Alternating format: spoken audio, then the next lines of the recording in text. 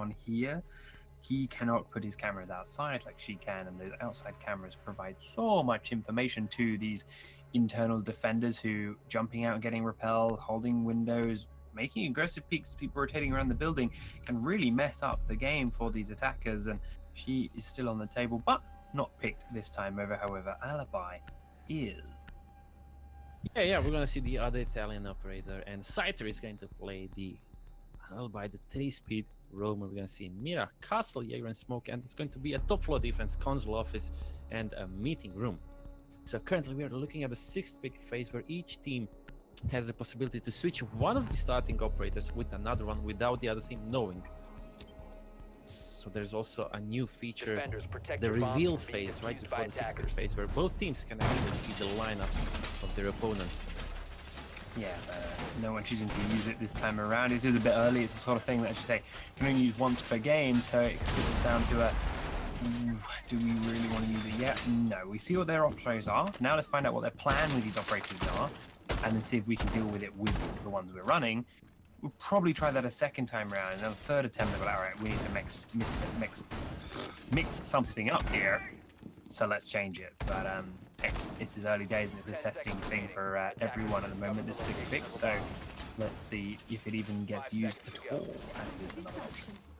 Yeah, we're just following Scyther. Let's see those Prisma placements. This is a good Prisma placement, as the hologram is placed on an elevated spot, so the attackers might have a hard time actually noticing that. Hey, that's a hologram. So we're gonna see an admin office hold from the defenders with a Mira window inside the staff room, right next to the copy room. We have IQ picked on the attacking side, but no Valkyrie and defense. A bit of a surprise to me, to be honest.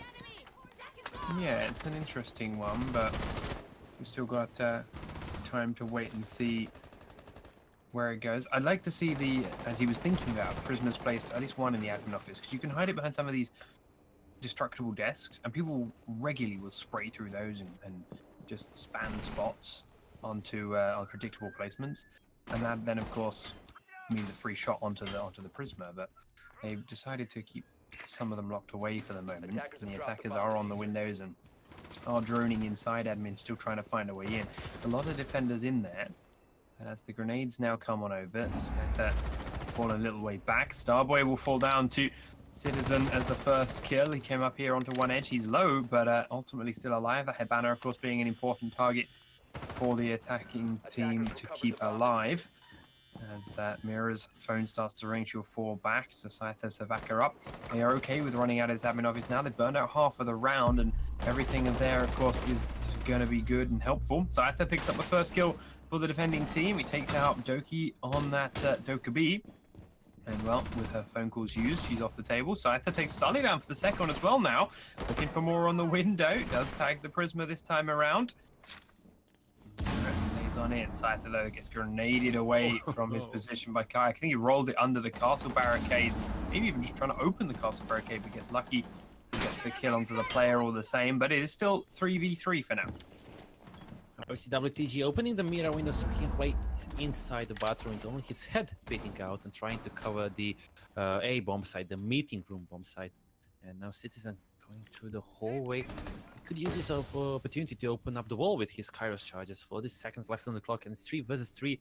And he's just waiting for Mira to pop her head out of the window. Bomb located by attackers. Attackers recovered. Takes on up and grabs one. Jackie takes Citizen down now, so keeps it in a 2v2. The Lion charges are going off. Infiltrate keeping them pinned with that. And holding the cross now. Mira tries to sprint across, but Infiltrate's ready for him, takes him down. One man's in the connector. He can't stop the plant. Now alone, he's looking for Infiltrate by the straight desk, but Infiltrate with that ACOG is ready for him. Picks up the kill at quite a distance. And round number 1, after a slow build-up, but a smart build-up, goes to the attacking team after their patience is rewarded. Team was heading off to a good start. They played really carefully in the first half of the round. Like, they had 3 people rappelled around the admin office, and I do believe Starboy was the first victim of this round. Took out Jaeger, and they could slowly just go push inside the admin office.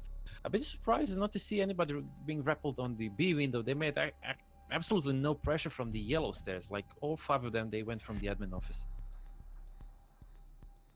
Yeah, it's a not an uncommon push for this map and for the way Consulate is played. But it's hang on a minute. Kama switched.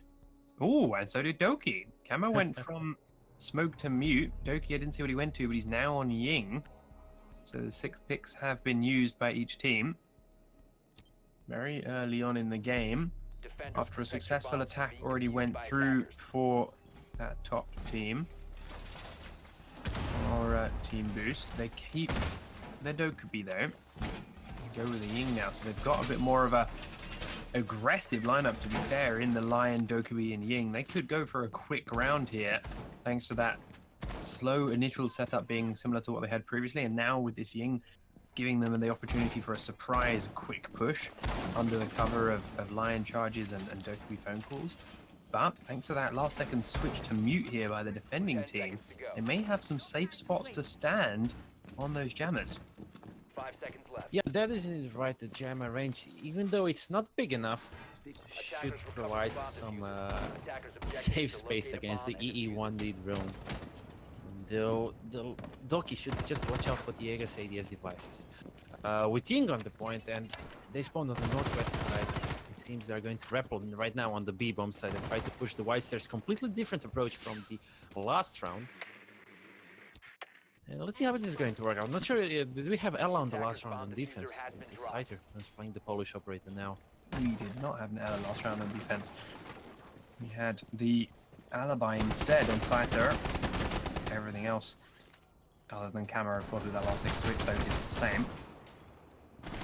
You know, with the dangerous pixel peek, actually doing a lot of damage on Nick and Kama losing his head. Going for the unnecessary peek against Dokebi here on the main balcony. And now they're one man down. Alright, so Hibana is going to open up this window, and WTG, I was actually expecting him to go inside the bathroom and take out those pellets, but Cyborg takes out one Kayak, getting in the fight with Ella, but Scyther, he is falling back with really low HP. He's around Located by 10 attackers. HP left, even less, I'd say. Yeah, he's actually downed around that corner, is that Jaeger. Scyther is incredibly low, but trying to bait Attackers recovered the for diffuser. Starboy. Jackie, though, helps out by getting a kill onto Kayak, giving the defenders a slight man advantage, but of course Starboy being down means they technically don't. The attacking team, however, just don't know that he is no longer in play, so for now, they aren't worrying about him. Scyther, though, at some moment is going to realize he is alone as the attackers did go back upstairs, and Citizen gets Jackie through that tiny angle. Didn't actually take much damage himself, despite Citizen spraying back through the gap as well. So that's a good pickup for the attacking team, but it does mean that Starboy and Scyther are on their way back up now as they realize they were left alone down in that basement. Hanging on the B windows, Doki goes for the throw on the Ying charge. He will throw it, but WTG picks him off as he runs. The flash goes in, the Lion charge goes off now, but they're inside the B site through the rappel with the plant, and Citizen is doing what he can. WTG stands up and moves, makes the Lion aware, and it does pull off, no, it didn't pull off the plant, it did stall, and Citizen now picks up the complete defuse. Starboy, though, was pushing from the central desk of that whole time and finds the man. Does get the kill. The defuse is going through while Starboy looks for him. Jumps on out as he hears the rappel to finish infiltrate off and give the round over to the defense. Defenders have disabled the bomb diffuser. Yeah, Infiltrator did a good job with covering his teammate while he was planting the diffuser, but as soon as his defenders went for the retake, it was already over. There was no way for Infiltrator to go around and save this round, so it's going to be 1-1 now. And now this time Team Forze, they need to switch to another bomb site as they have successfully defended the top floor. And it seems it's going to be a lobby and press room. The objective is on the ground floor. And we are about to see a lot of vertical defense here, as the defenders need to have complete control of the floor above the bomb sites. Nothing new on the defensive setup. Smoke, Alibi, Jaeger, Mira, and Castle. On the attacking side, is this basically the same lineup as last round, right? I don't see any changes. For the okay, so 6 pick is not a once a game thing. As they do now switch to a last second thermite on the attacking time. The defense, however, is, as you say, very similar looking. We just got the Alibi back in place of the Ella that we had there, and of course Kama this time has stayed on his smoke instead of switching over to that mute at the last second. Doki staying on the Ying and was picked on the Ying, so they saw that this time around, but it didn't make much of an impact in that last round. He really couldn't make his mark on the game or on the round as that operator when he tried to step his head out and take part.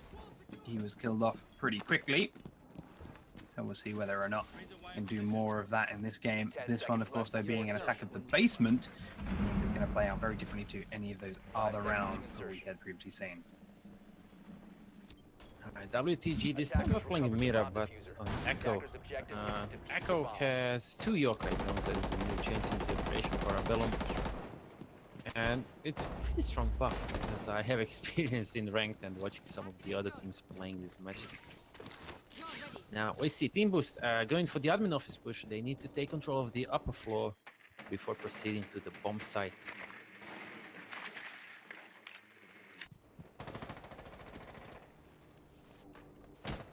So it seems that admin office is completely abandoned from the defenders, so that's actually just an entry point for the attackers. Although I was kind of expecting at least one of the defenders trying to contest the admin office. And now with Ying, this is going to be dangerous, although I'm not sure how many ADS devices are inside. Okay, there goes one. Wait, did the Ying just get scanned because the Candela went through the hologram? I do believe that's how it works, yep. And oh, Scyther! Double kill! Executing 2 people with that aggressive peek out. I think Ying was ready to throw another charge into that room when he did it. So he was not ready or paying any attention to the fact that Scyther would be coming out. Citizen, however, does tag him, but can't finish him off. And as the last player left alive here for his team, Citizen has it all to do. I mean, the Forze, they know his position. They don't want to push him. They have time on their side. Oh, Citizen with 1 tap takes out Starboy. It looked like a 1 tap to me. Not sure how many bullets went there, but quick peek, boop, and that's it. Starboy is out, but 1 down, 4 to go now. Citizen has over 1 minute left on the clock. Trying to figure out what to do now. WTG is going to scout him with the Echo drone. But I like this from Forze. They're not being greedy. They're not being aggressive. Hey, you just wait, hold the positions, and that's it. Yep. You have no reason to throw this round away. It's the one that will give you the lead, even if temporarily. But of course, every defense round is important. It's a little bit easier to pull off than these attack rounds. It's a little bit smoother to lock in. So just wait for it. Just don't give away what should be and is a free win for something silly. And with 40 seconds to go, Citizen now realizing the pressure is on and starting to move on up. We'll be hurting that barbed wire, I'm sure. Edges towards here, looks to the bathroom, knows there's a man there, but WTG lands the headshot, and that's what's needed. Forze are linking another defense round with a really solid hold and nice alibi play from Scyther, who is now up on 4 kills, same as Citizen.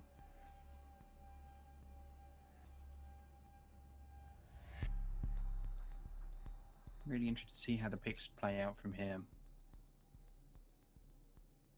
Going back on console office and meeting room from Forze, and yeah, the big face. Twitch. All right, this is a new pick. Kayak playing on Twitch, which should be useful against Alibi, Jaeger, and Mira, definitely.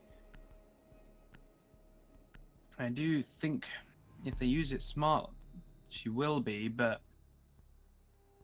oh, I like that last second switch away from the Mirror onto the Echo.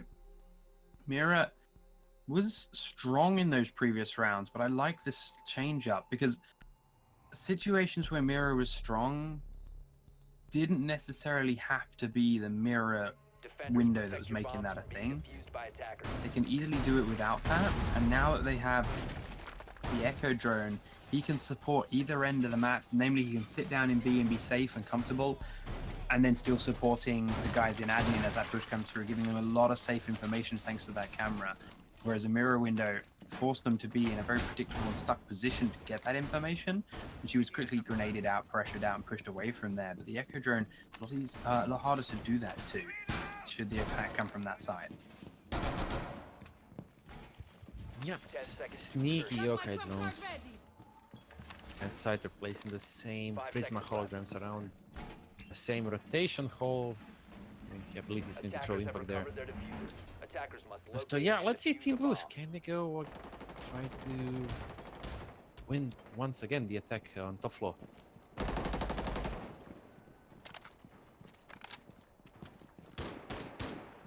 So it seems Infantry and Citizen are going slowly towards the admin office, and I expect another admin office push from Team Boost. It worked out last time.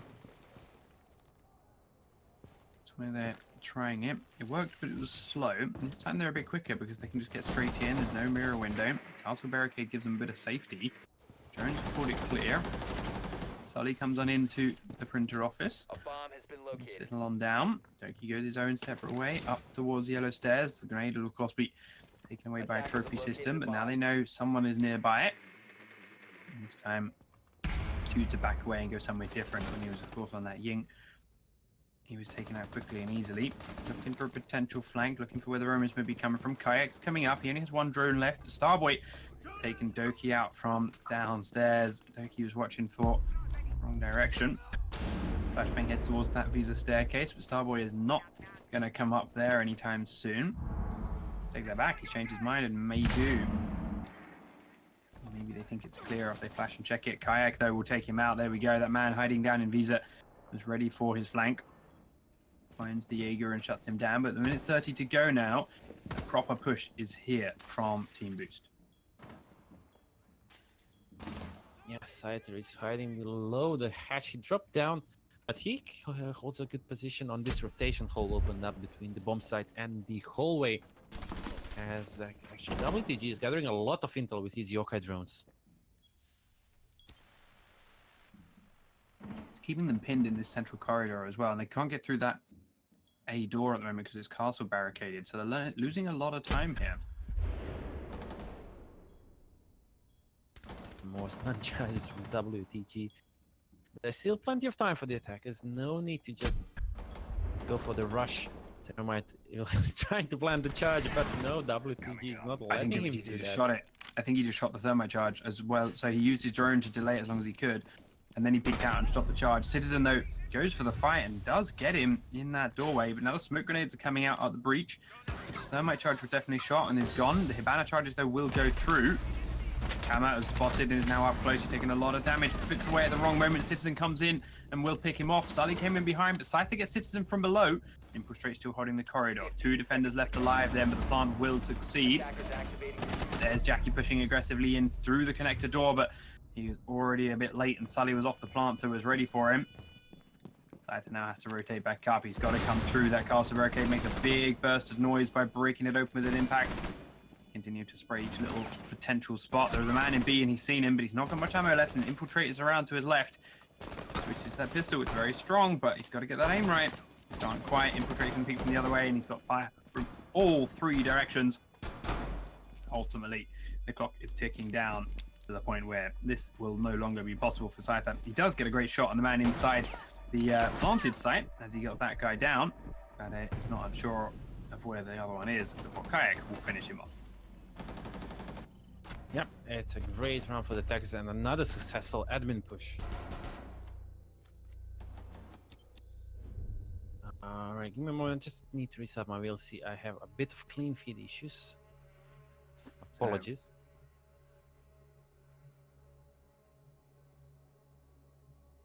Defenders looking to try upstairs again. They haven't been able to hold it at all yet, but I think now might be their chance. I think they have an opportunity to swing this up, to make it different. They're rocking the same 5 operators at the moment. The reveal phase, though, has ended, and they will change their castle for the mute. So the mute they had a bit of success with. Castle barricade did change a lot of their game, but I'm not sure if it changed it enough. So we'll see whether losing that comes into Defenders, protect your bomb to hurt them or punish them a bit later on. Yeah, it seems that Jackie uses XP to switch to mute now.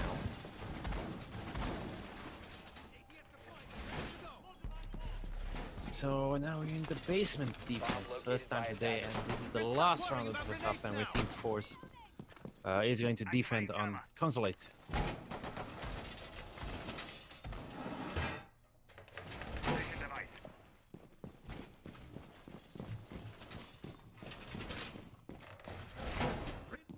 10 seconds left before insertion. Alright, so we're gonna see introduction to our Bandit final. We haven't seen him in the first 4 rounds, and of course Bandit and Mute, they're really needed on the basement defense. I'm not sure if there's going to be tricking, Bandit tricking from the defense side, but 2 hard breaches on the attacking side should actually do more than enough work of opening up the site. Also, we're gonna see IQ once again, and yeah, now the attacker is just droning and droning and droning around, and Doki is playing Twitch. He could actually use his shock drone to destroy some of the gadgets that are holding the main garage wall. Yeah, they're waiting there, and again, it's a slow push from admin coming in for team boost. So far, it worked out for them. Remember, of course, they had that Twitch before, played by a different player though. Do lose a drone, but take a lot of damage onto one out of the defenders, onto Scyther because of it. Kayak on that window, challenging him. Infiltrate spots the bandit right before his gadget goes live. He's going to continue pushing in, looking for him, and he finds him downed inside the connector. Doki, meanwhile, Twitch drone to finish off WTG, who is down somewhere else on the map, as Starboy is below the piano site now, looking for one more player. Jackie peeks up from somewhere and finds Doki though, takes away one. Players on the hatch spot Starboy below them, and he was not looking in the right direction, so Citizen gets one for free. Only 2 defenders left alive then, Smoke and Mute. Thankfully, Smoke can delay a lot of time if he wants to, but not when he's looking the wrong way. Infiltrate finds Kama, and unless Jackie can pull off something fantastic, like getting the diffuser down, this may well be all she wrote for Forze on this half. The diffuser being down outside the garage, he now knows, and it's going to be great for him. But with a minute 20 seconds to go, the attacking team can take this slowly and patiently. He is trying to edge up the yellow staircase towards piano. I think they heard him. They did. Citizen was waiting for it and does cut him out. It was the right play, I think, on his part. He had to be the aggressor and trying to knock the timer down, knock the numbers back in his favor as much as he could. But they were ready and waiting for him, for those guys in piano, and he locked them out. And that's it for the first half. We're going to switch sides now as Team Boost. We'll switch on defense, and the team's going to be console office and a meeting room. So let's see what have they prepared for us, with Ella, Mira, and Castle being the insta picks for this round. Doki is going to play Jaeger and Sully on Smoke. On the other side, we are actually going to see Ash and Zofia, 2 operators we haven't seen yet in the first halftime. Although that might change as we still have the 6th phase. No. Now here's the reveal phase, and let's see if they're going to change anything. Nothing. No, this time. But again, this is the first round. This is their first time to see their attacker and their defender position setups. So they may not have any need, require, or desire to switch it around or play it differently. As for later, we'll see. So far, though, I feel like the 6th pick hasn't really been picked to counter what you've seen your opponents picking, to counter what you've seen your opponents doing, and it's more of just to try and surprise them by bringing something different after the video. It's not been that we've seen Lion and Doki picked and immediately switched to Mute because of it. We did see the Mute switches and we did see them change away, but I don't think it's because of the Lion and Doki, because you don't have to see a Lion and Doki to know they're going to come. You know that one of them will be there anyway, and if you wanted to deal with it, you bring Mute from the start. So I'm interested to see how this side switches it up. The Ying one is the one where I think was the most game plan changing kind of switch. It was, all right, we're going to come in with what you expect from the cruise round, but going to switch one to Ying at the last second. She's going to go somewhere differently and on her own, and she's going to be the one to try and surprise you with her flashes from like nowhere and jump out from behind. It didn't work out because the Ying charge was killed, or he was killed as he's throwing the Ying charge, but it wasn't so much of a, oh, we've seen what your defenders have, Ying will counter that. It was more of, you won't know we've got the Ying, so let's surprise you with it. Yeah, I do agree with that. Let's see Starboy sending his shock drone. Can he take out the Mira window inside? Suffering there. Oh, there we go. Boom. So that's 1 Mira down. It will be a lot easier for the attackers to push it to admin office now. And they're just still rappelling outside the admin office, expecting actually somebody from Team Boost to do the run out on the main balcony. That is not going to happen, as Kama is now slowly and sneakily going towards the spiral stairs. He still has 2 grenades left and do a lot of damage with those.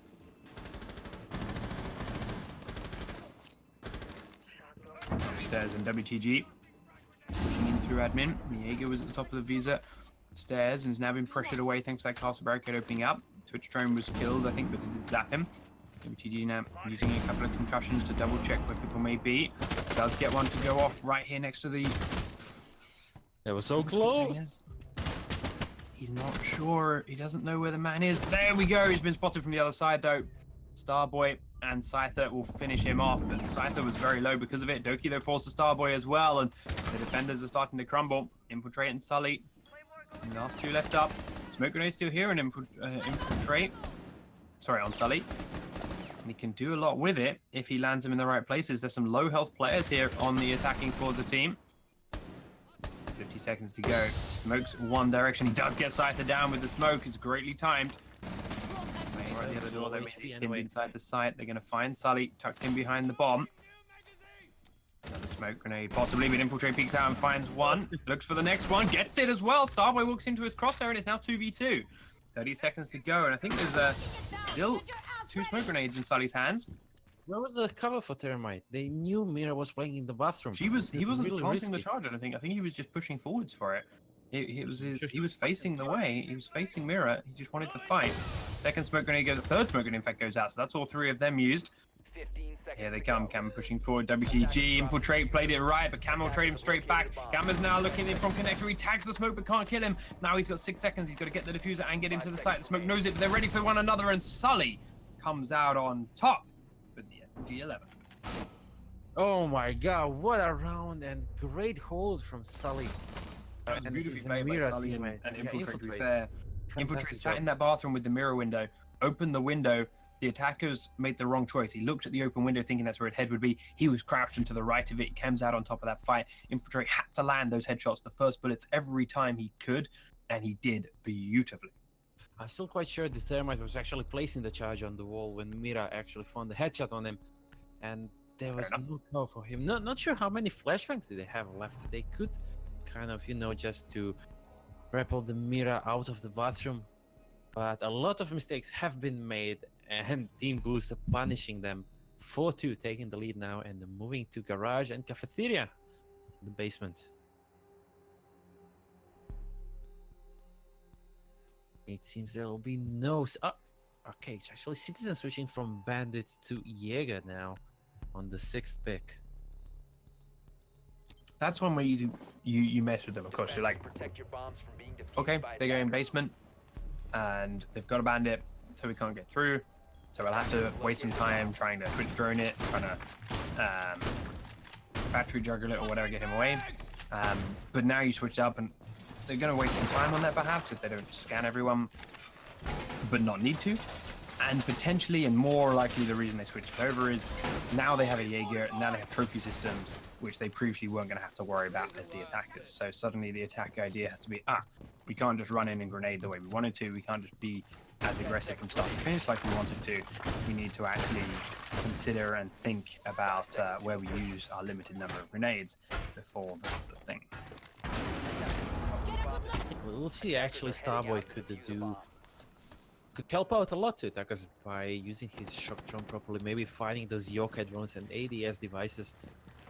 But yeah, basically this is the free garage entry point for the attackers, as Thermite can immediately start to run, just go open up the wall and just move on with the round, as the defenders will have one more place they need to watch out. Well, to the attackers, I have seen the impact grenade, impact hole right above the garage. A moment.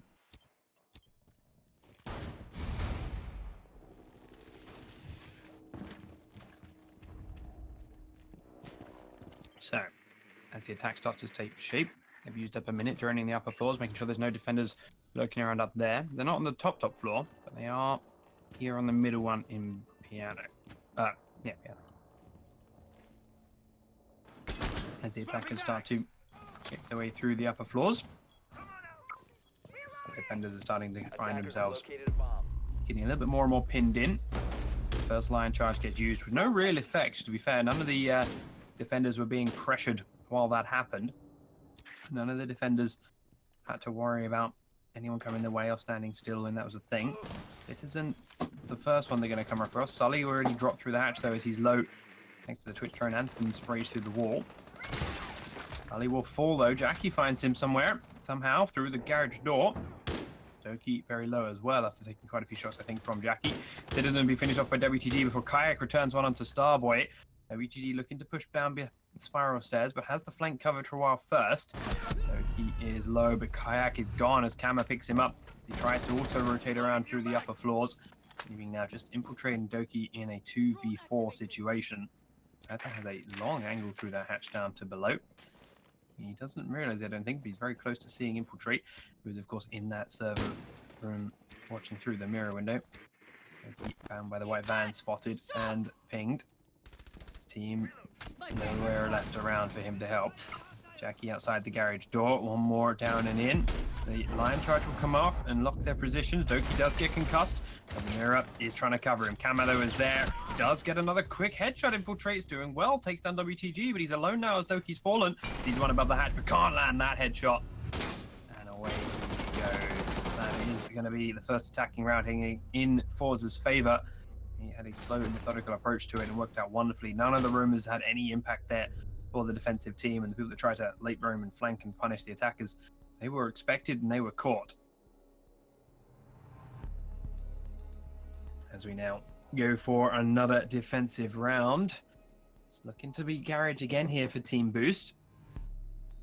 Do they know why their defense failed? Are they confident on that? Or do they think they can just play it better than they did? Time to wait and see. They are in the reveal phase now that they're in the 6th pick option. They do choose to change it, changing the castle into an alibi. Interesting. Or not. We'll see where they end it. They do end it on the Ella.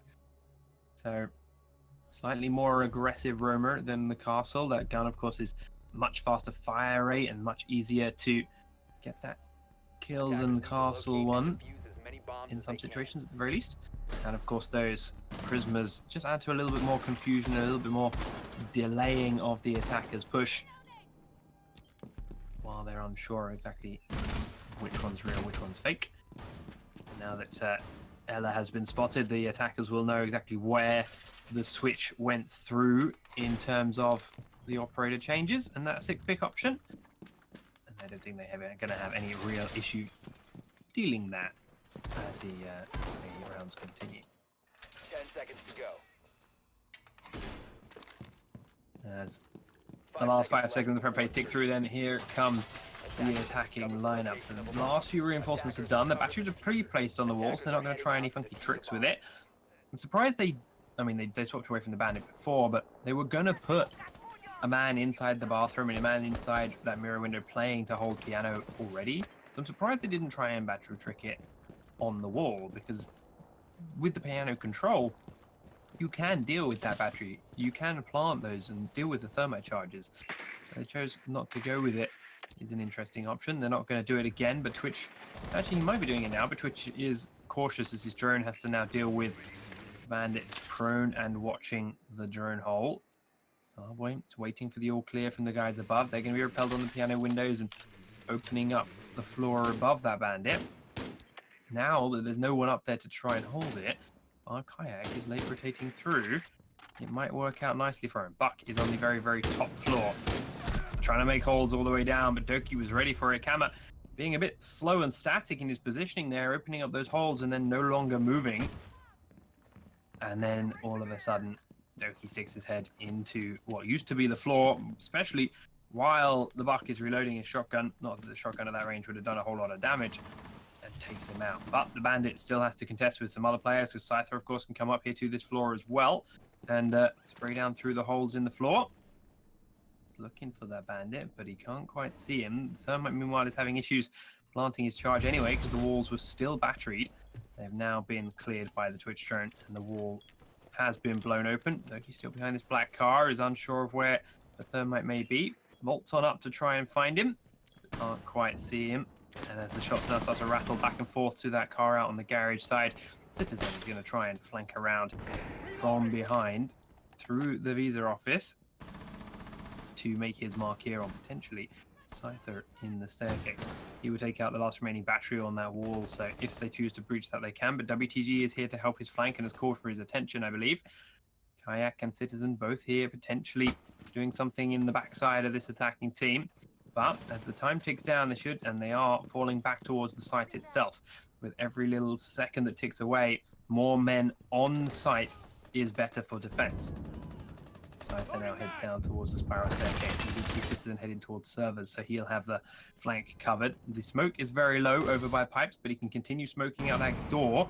And as 25 seconds tick through, each smoke grenade is making a big mark. No longer though. Sully taken down from Scyther's flank, but Citizen immediately trades Scyther back. They had already used the smoke, so that's something, but every extra man helps, and unfortunately the cover wasn't quite there. But the plant's going through. He's in at the white car. Kayak trades Jackie, but Starboy will take Kayak straight back out. WTD then takes down Infiltrate. It did stop the plant, though. WTD has now had to pick it up and take over. Jaeger is looking to push onto him as Doki peeks out to Starboy, and they will pull off the defuse right as the time hits 0 and save his life, but lose the round. This is one of those few rounds where actually 9 players were alive in the last 25 seconds on the round, and the massacre just started, and everything happened so fast. But in the end, the defenders had the control of the site and did not let the attackers plant their diffuser. So yeah, 5-3, and it's actually a map point for Team Boost.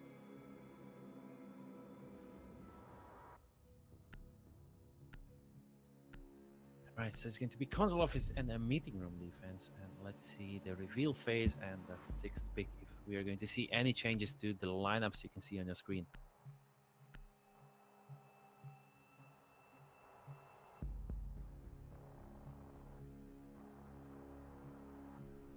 Yep, Doki is going to switch from Bandit to Jaeger, from one GOG9 operator to another one.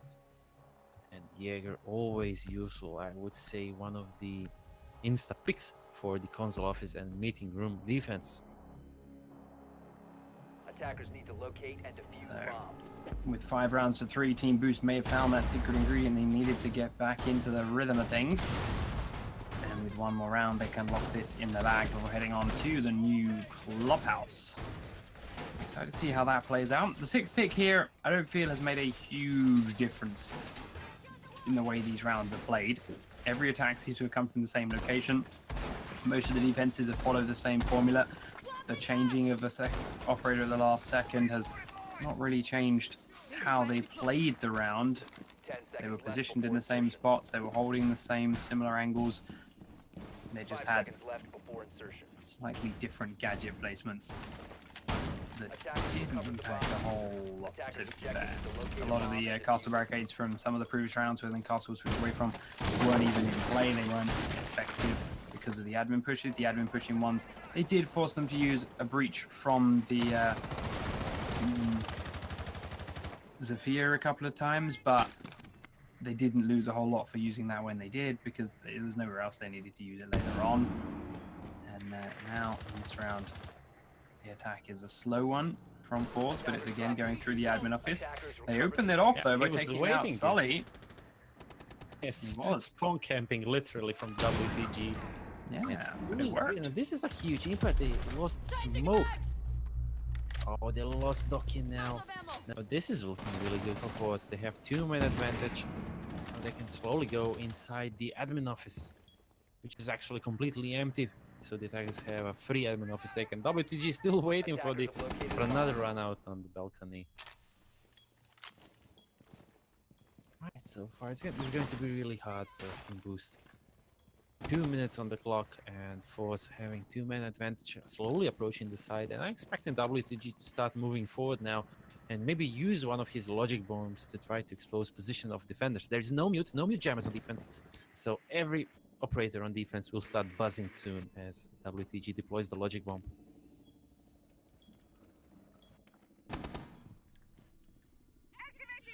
Starboy now going to lose one of his shotguns. Has the logic bomb and now opportunity for the attackers to make a slow push closer to the bomb site under cover of the phones buzzing around. They They still are have really one. slowing it down, especially considering they've already killed 2 players and only have 3 more to go. They're making sure they know exactly where all the defenders are and they are ready for each one to peek. Citizen looking to play as infiltrated, and he gets the first one onto Kama, which is a great start. Starboy inside now, replacing that push. There was still a player, of course, outside, waiting and watching. Infiltrate gets Scyther, though, as he tries to deal with the diffusing, with the Hibana charges. WTG takes Kayak back, though, making it a 3v2 now. WTG on that A balcony. Jackie looking for an option. The smoke grenades have gone off onto the A wall, but this infiltrate still has a C4 if it's needed. Claymore's on the back wall. There's a C4 comes up and over. It's a double for us infiltrate, and there's only one attacker left alive. It's WTG who steps into connector to get the kill. Gets away again now, but he has to plant. He's got 20 seconds to go. He's planting behind the reinforced wall in the site. He's sticking it. No, he's pulled it off. Citizen, we have heard that. He has indeed. He sprays just to make sure he doesn't peek him, but then he runs to safety. 7 seconds on the clock, and of course 7 seconds is what it takes to plant. 5 seconds remaining. He faked it again. It's going through now, though, behind the A bomb. Drone spots him in the corridor. Citizen in the connector now. WTG can watch this way. Misses the first shots, as they both do. But there's a lot of time here on this diffuser still ticking on through. WTG is not sure of any side. That was so close to his face, but it's not enough. Continues to hide behind the bomb. The spray comes out. Citizen tags WTG a lot, but WTG still hasn't done anything in return. Halfway through the diffuse timer. Here he comes the other side. Still behind the diffuser itself sits WTG. He's got all the way back, but he doesn't see him. Sprays a dead body, and the Claymore from behind takes Citizen out as he was unaware. That was so close, but the cheeky Claymore, wow. I never thought that someone would actually trigger that Claymore, and that was really amazing. Although Goes to show you should never end around with the gadget in your pocket. Put it down always. You never know when it will come in handy. 2 versus 4 at one moment, and Mira with a double C4 kill, almost turning the entire round in her favor. But as soon as she turned around to vault on the little stand, Tokebi just using the opportunity and manages to clutch that 1 versus 2. 5-4 still map point for team boost, but Forze will do their best just to force this into overtime. Yeah, I made a pun.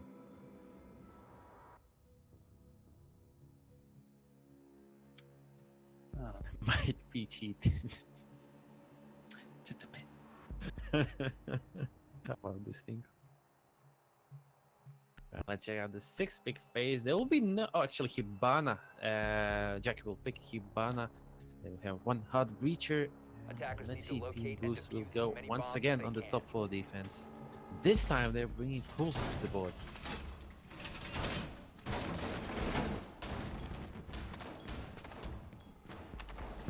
It's going to be really interesting to see Kayak on Pulse. So this is the first round we see on Consulate with Pulse.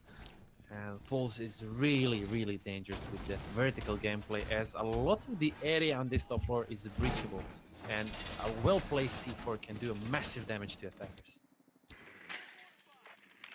We saw the damage that Infiltrate managed to do with his in the last round. Unfortunately, it wasn't enough to block the whole thing, but it nearly brought that round back for them. And I'm sure they will be feeling good about going into this one, to be honest. They did come very, very close, but they were by no means down and out. And that gives you a good feeling going into the last potential round before overtime. You don't go in feeling defeated and we threw that away, we were terrible. You go in there thinking, we nearly had that round. We can definitely do this before overtime kicks in. WTG already rappelled on the main balcony, but we see actually Karak gathering info from the servers down in the basement. He actually has the range on the scanner to see who is rappelling around the admin's office. But obviously It's a Karak will... spot to sit in and a common spot to sit in too, down in the basement there to check everything that's going on around and above admin. So exciting to see how that information helps his team. Bomb located He by of course attackers. can't see 4 from that location. It's a long way up, but still got a big window to work with. And one thing, attackers, they didn't gather much intel yet. Oh, they see the meeting is now completely abandoned by. But they need to find Pulse first, as Kak can do a really lethal late round flank. But notice there's no Jaeger on defense now, and actually Kama can use his lifeline grenade launcher to just spam those stun grenades inside. And Jackie somehow needs to reach the site, as he's the one with the diffuser on his back. Yeah, he needs to make this move forward. Castle is back here on the defensive team. He's made an in and out appearance as each of these games go. See you on the other side. This time he's stuck on him. Their banner charges will succeed here on the straight desk. They're not going to get shot off by anyone. So that hole into the A site is made for the attackers. Again, all 5 players on each side is still alive as 1 minute ticks through on the clock. Okabe doesn't quite land the shots on the player hiding inside the site this time, but he's now in a very much pinned position. Smoke grenades are going through, keeping him down low. He does stick his head up towards the corridor, and Scyther will kill him. Stokey down, but there's the trade. One player gets down. He's inside the gap. One on the spiral stairs. It's there. He steps straight into Citizen, who gets the down. But now he looks towards the bathroom as he knows infiltrates in there. Kayak is still alive somewhere as well on that pulse. His phone's ringing and he'll stop it from below. I do believe his C4 was used to down a player in the site. I think it was the man with the plant, but he's been picked up. Sorry, the plant has been picked up and placed down. Scyther getting that in play. There's a man out on the A window, but the man in the site is the one that will finish off infiltrate. Starboy is that guy. Now Kayak has it all to do. 1v3. Technically the 4th is still alive, but he knows not of his state. They can presume he may be down, but they don't know for sure. He's got to find 3 kills and defuse at any hope of bringing this to a win before overtime kicks in. Now he knows the Scyther's low because Citizen's kill goes through. Doesn't have the time for the revive on that man, he doesn't think. He looks towards the circle desk, pre-fires some other ways. Does see the man come in, but it doesn't matter. Kama kills Kayak off, and with that, we're going to head to overtime. Just as last time these two teams played against each other, the first map went into overtime.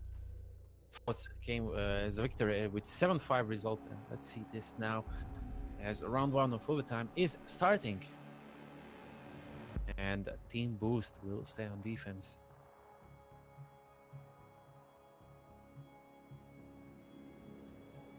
Garage Cafeteria. Alright. Jaeger, Smoke, Mira, Ella, and Castle. You say they start on defense, and it sounds like a good way to start overtime, but honestly, they've not had a good run on this overtime on this defensive position here from Boost. They got a few wins in early on their attack, and they got a couple of wins in early on their defense to put them on this match point, but it's all gone downhill since. And I don't know if they've got what it takes to continue these wins against Forze, who seem to have figured out Boost's defense and been ready for it every time. And even with that last second switch of the 6th pick to Bandit, don't know if it's going to be enough. Forze seem to have figured them out completely and will have everything locked on through. I do believe last time Boost was defending on Garage, they managed to take the round, right? I think so. It was close. Yeah. Because the clock ran down more than anything else, and they had the members alive. But ultimately, I don't think they put up a big challenge for Forze, who now have the knowledge and the information on how that hold went, and don't think they'll take as long to play it like they did before. Well, this time Doki will play Bandit. Jackie will be the hard breacher Termite on the attacking side, and not sure Doki. No, I don't think Doki will do the tricking. So the Twitch drone should take care of the Bandit wires, and Jackie should open up the garage. But as last time, they do need to clear the piano room above the bomb site to have the complete control of the site. Yeah, no, last time part of the reason it took them so long is they went all the way to the top floor, cleared all the way through there, and then went in, down, and went through piano, went through that location. Don't know if they're going to go that entire distance this time. They've got to drone it. It's always safe to do such a thing, but will they burn as much of their clock on that upper floor? They already saw that Jaeger was in Visa. He, of course, can go to anywhere from there. Not entirely sure which way he's chosen to go yet, but he's still in play. He's gone upstairs, so we'll see what they choose to do with that. As WTG opens things up by taking Doki out, he went to that yellow stairs very quickly and takes the Bandit out of the picture. Now Scyther on that yellow staircase is covering WTG as the man tried to push up and find him. Scyther did miss the shots, but kept WTG safe as the push was scared off.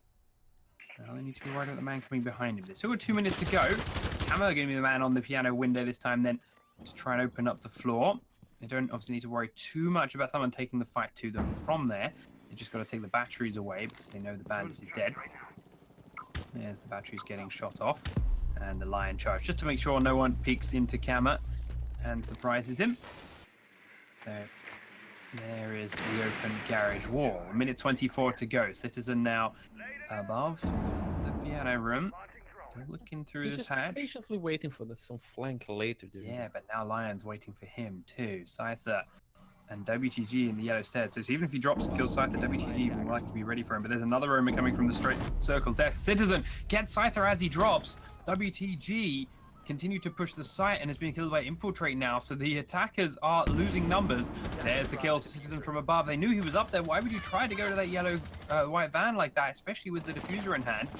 I think that is why they tried to have him covered from below. But Starboy will get the kill or the down rather after he's done the damage that he did.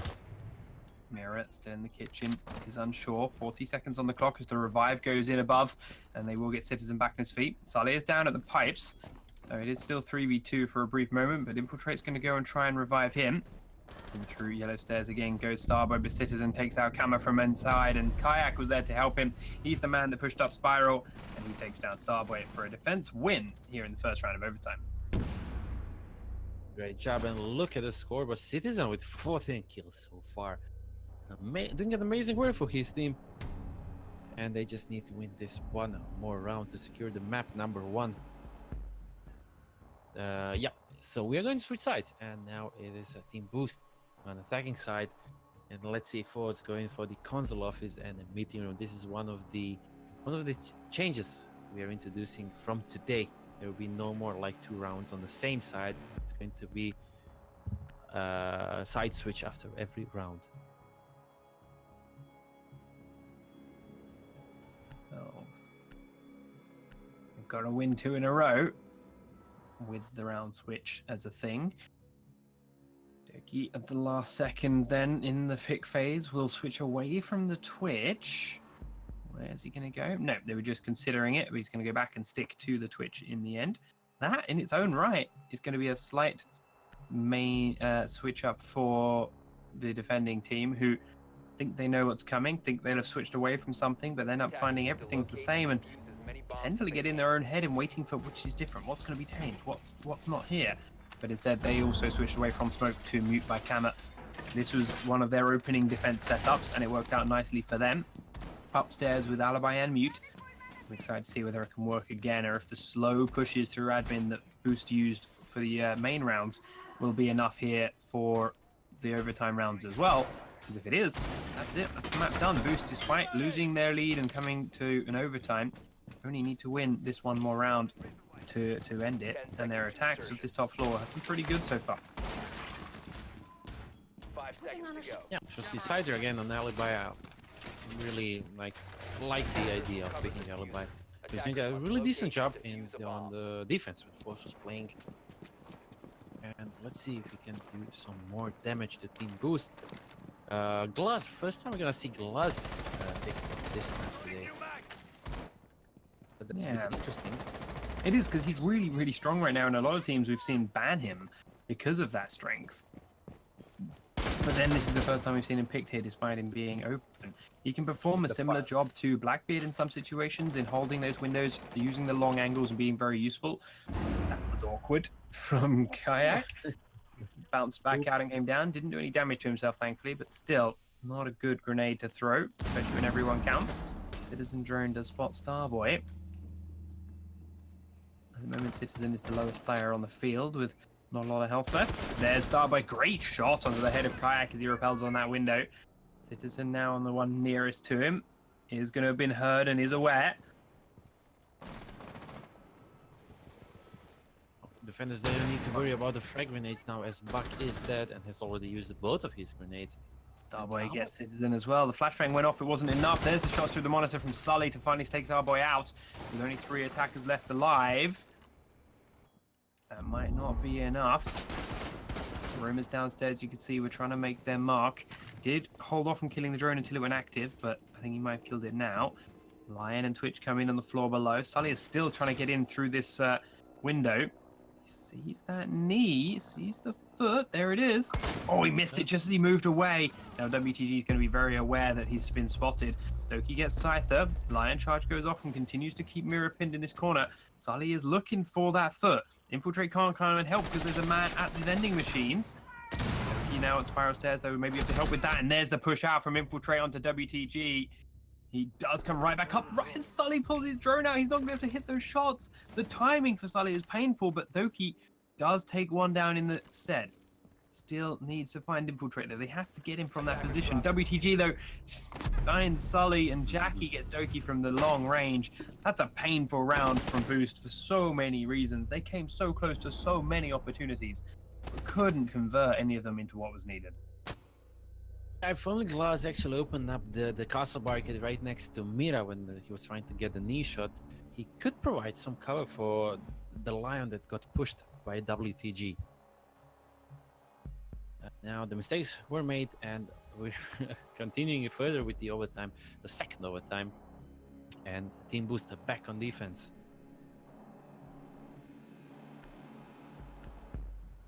So,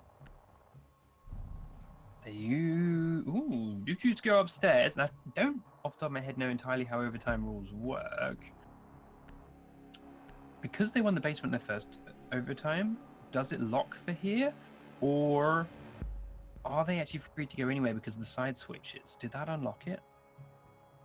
I'm not entirely sure. This rule set is also new for me. Yeah, I was going to say, I'm not sure if this new rule set has changed that, or we'll see.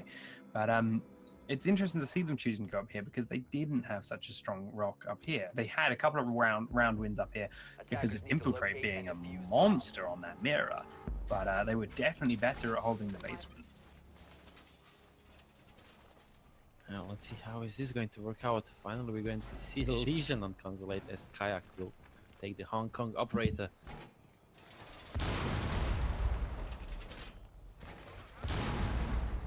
Well, fair enough. Both of these teams don't like to, rush.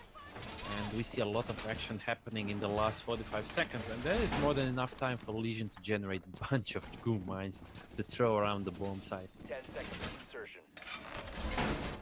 I was hoping to see at least Thatcher at least one of those rounds, considering how many actual gadgets and traps have been played on both sides. Attackers recovered the diffuser.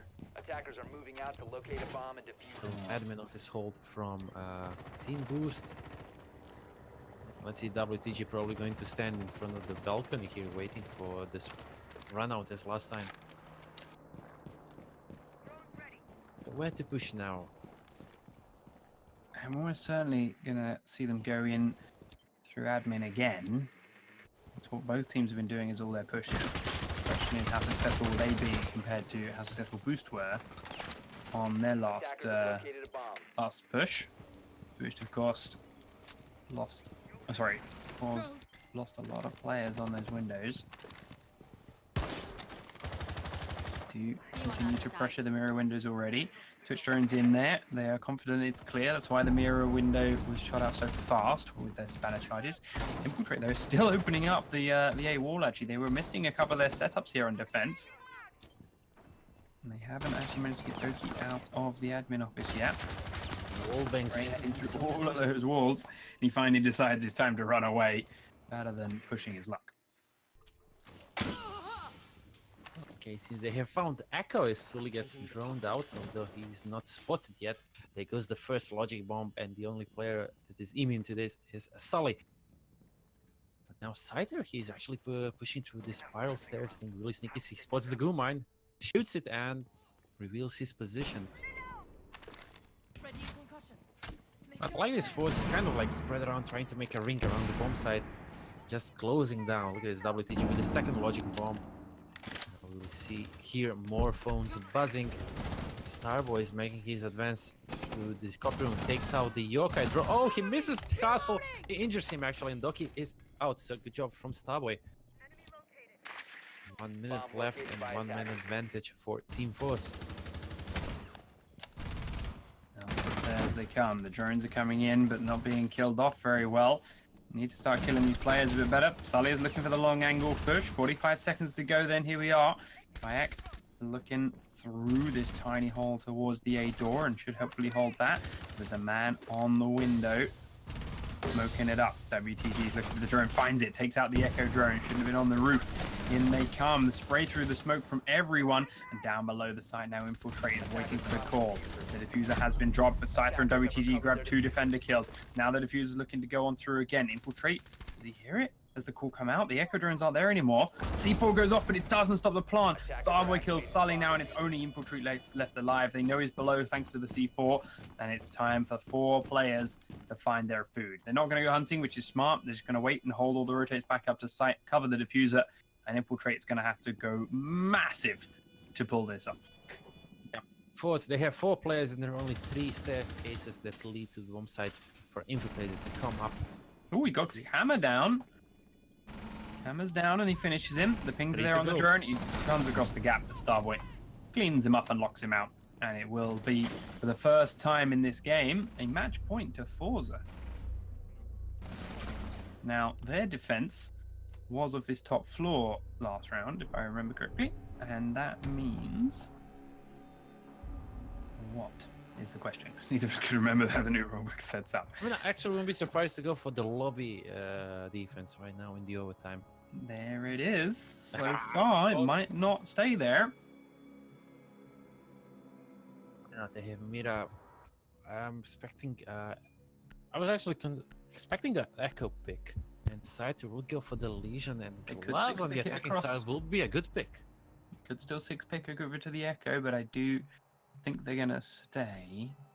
The Legion is very, very good, and the attacking team, when boosts are there, like to go very slowly. And there is the Echo, but they're switching for the Mirror instead. And Doki switching to the Thermite. Not the most useful on the lobby site down here, depending on where they choose to push, though. But expecting lobby, you generally bring Hibana instead. Thermite is not as useful on that site as he is on both of the others, to be honest. He is very useful on the basement and very useful upstairs, but he's not so when attacking the lobby. It's already come up in the line of sight. The defenders will go above the objective, try to hold the top floor area. They have all entrances covered with these little holes in the floor. At the glass pick, we really strong on attack here. It could very well be on this site, especially. We'll see where they push in from. Of course, there's another site where getting the top floor is important, though. And Team Boost haven't had a great run at getting control of that top floor, no matter where the bomb site is. So they've got to do better at that. Sully making his glass pick known. And there it is, as they shoot open the first few windows. Doing the droning inside garage. Still trying to figure out where to enter first. They need to drone everything out properly. Attackers have dropped the bomb. There's the lion charge as they try and push on in. Citizens looking for someone to move, but they don't. They do find Camera through the floor, though. Nicely picked. They'll take away the smoke as well. They won't obviously know who that is. Actually, they might know who that is. Attackers But have recovered their diffuser. they do then have it locked on in and killed. 2 minutes left to go. They're still looking for these players upstairs. Trying to find them through the holes in the floor. Sully's watching one hole, but it's not the right one. Now they look the other way as Doki finds WTG trying to come down the yellow stairs. He's now looking for one more, but he can't get it. Jackie will get him, but Sully takes Scyther straight back in exchange. 4 versus 2 now as Jackie and Starboy are the last 2 defenders left alive. Sully out front. Looking for more players. Citizen coming up the back. Kayak takes down Starboy. Jackie now is alone. He's got to find one. He finds one. He gets Sully, but can't find the second before Infiltrate finishes him off. And the overtime will extend. The battle continues. Heading into third overtime.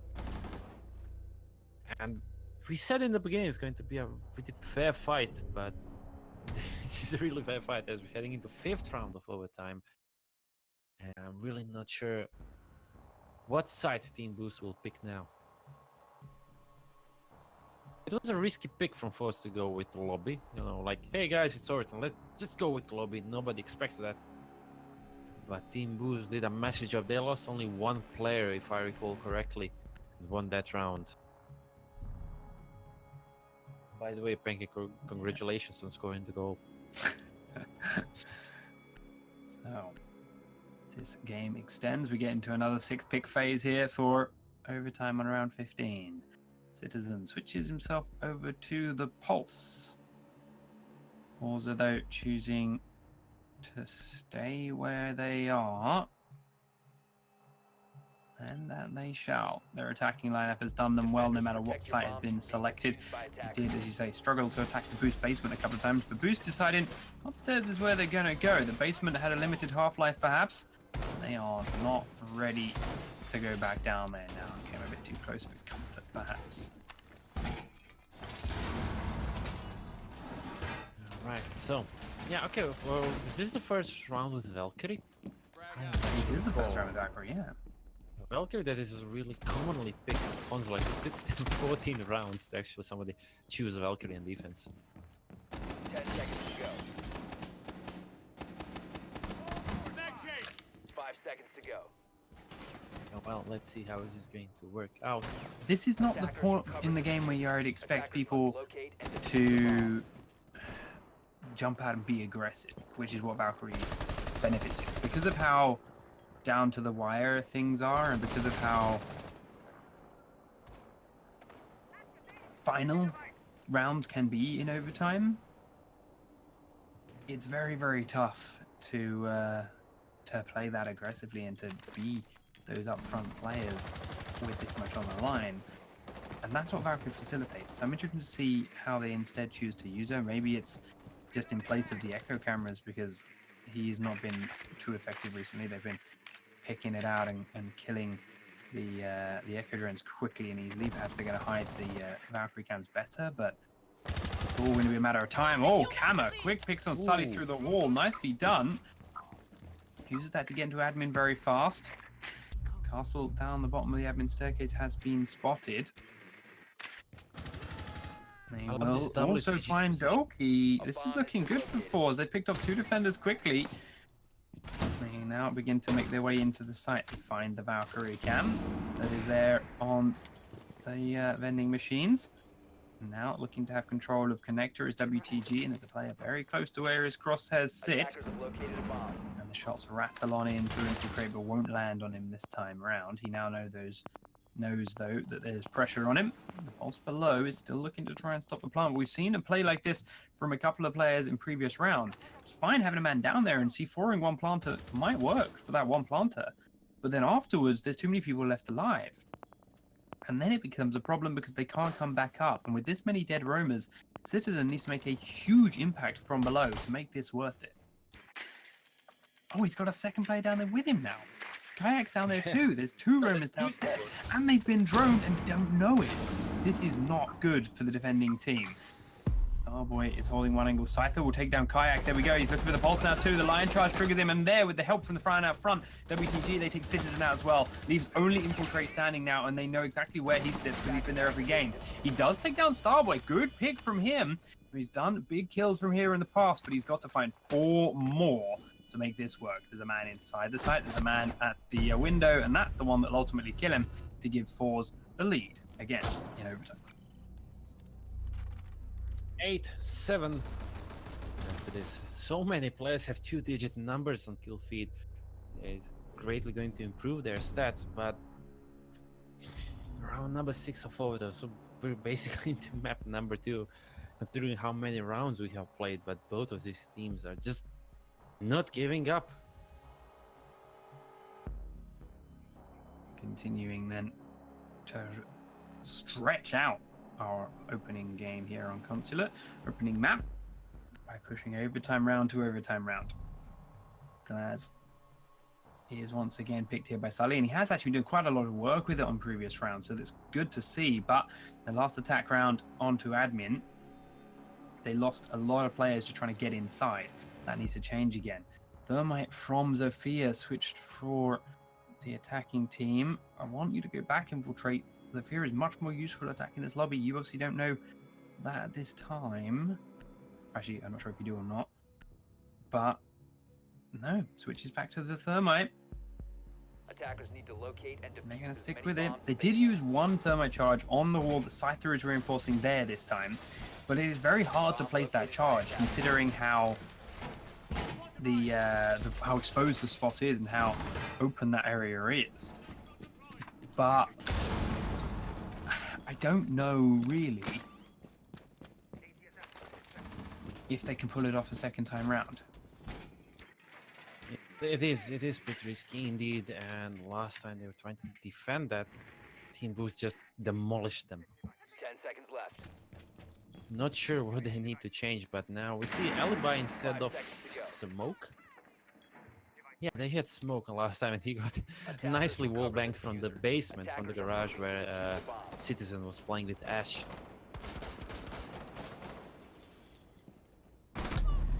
This Scyther trying to get up big, but no, Citizen takes him out with a nice headshot. A bomb has been located. Risky play from Scyther, it didn't pay off, and immediately Team Boost in a slight one-man advantage.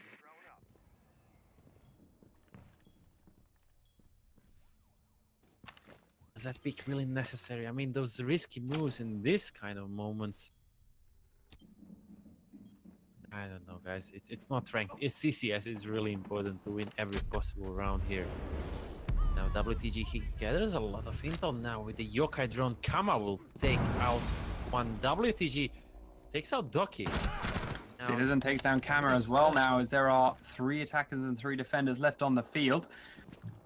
They're low health on the attacking players though, and they're having trouble getting into the sites themselves. They picked off the players that are spread around, but there's still plenty of players holding sites, and Starboy is one of them. He takes down Citizen, giving the lead to the defending side. The defending side being the ones with the 1 round away from overtime, from winning overtime condition. There's the peek from above from Starboy as Sully tried to push in, and it's another kill for him, leaving Infiltrate alone now in a 1v3 situation. And there's an Echo drone that just cloaked up above him. He didn't spot it. Has to run away as they're trying to chase him down the staircase. He does get away and doesn't quite land the shot on WTG, who tried to push him. No damage at all. He doesn't need to drop him, push him, as you say. He just needs to hold, just needs to wait. And Infiltrate will come their way. He's got another drone there to watch it. It is staring straight at Infiltrate now. It does zap him once. He's watching and holding the angle. WTG peeks right as Infiltrate gives up. And there it is. Map number 1 is sealed and in the bag for Finally. Forze. Yes, finally. 9-7. It was really exhausting map for both teams, but the Citizen top fragging 17 kills, WTG 16 kills. And this is a painful loss for Boost. Like, you're doing so hard, you played more than 15 rounds, and then you lose like this.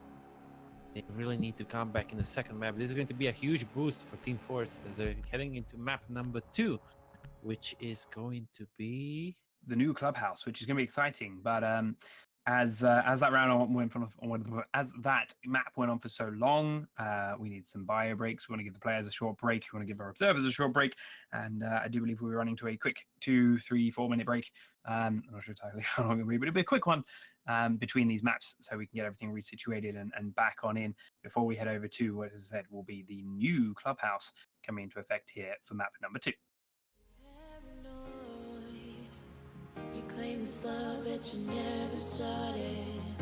You once destroyed a broken heart that was already shattered. Holding on to what we have, you take us to the edge and back. Holding on to what we have, you take us to the edge and back.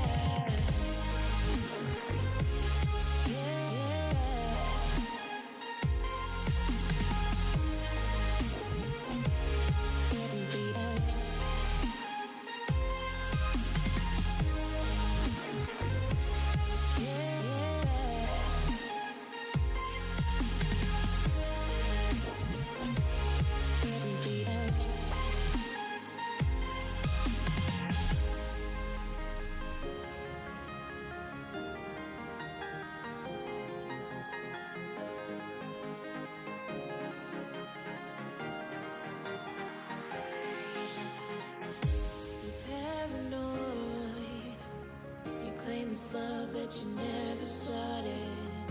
You once destroyed a broken heart that was already shattered. Holding on to what we have, you take us to the edge and back. Holding on to what we have, you take us to the edge and back.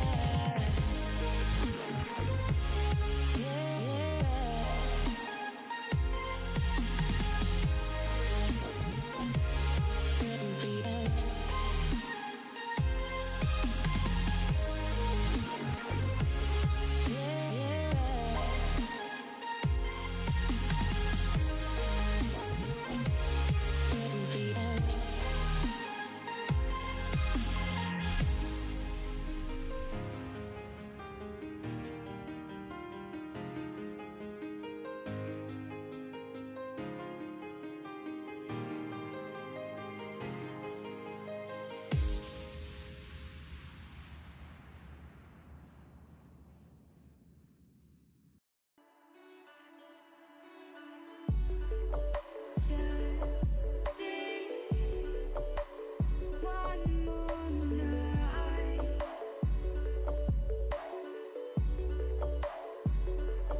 I'll be by your side.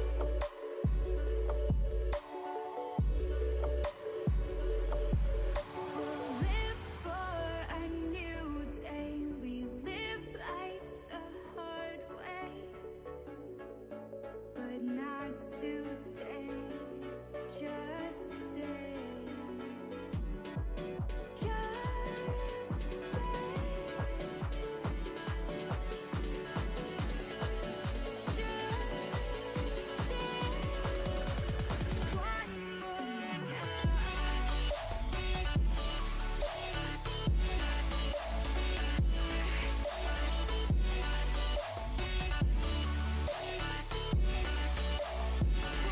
more night.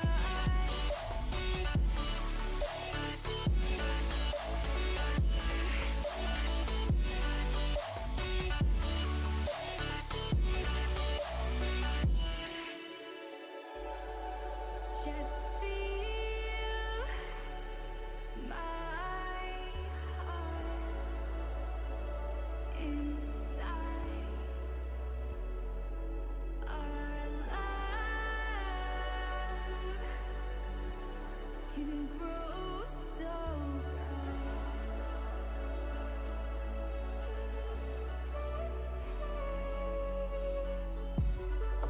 We found a way into the grace again.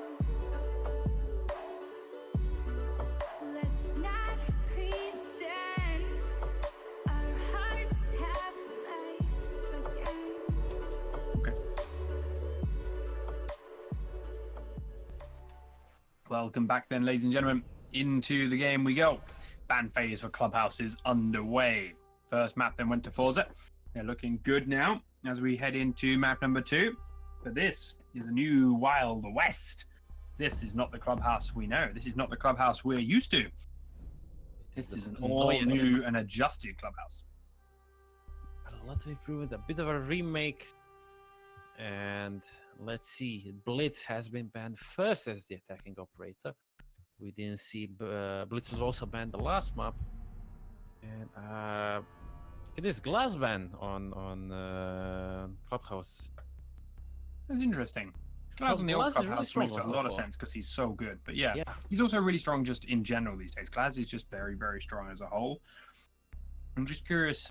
I don't know, of course, where he is strongest on this current build of Clubhouse because I haven't seen it played properly yet. But he is strong in general as just a upfront, aggressive operator just because of his kit and because of his build these days.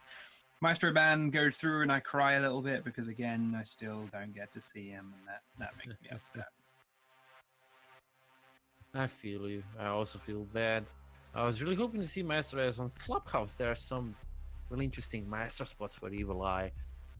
Oh well, let's see the last defense ban. It is going to be Vigil once again. Interesting. excited to see where it is they choose to put him. Because, of course, there's a lot of new routes to run around and to be mobile on this map. Thanks to the changes of it.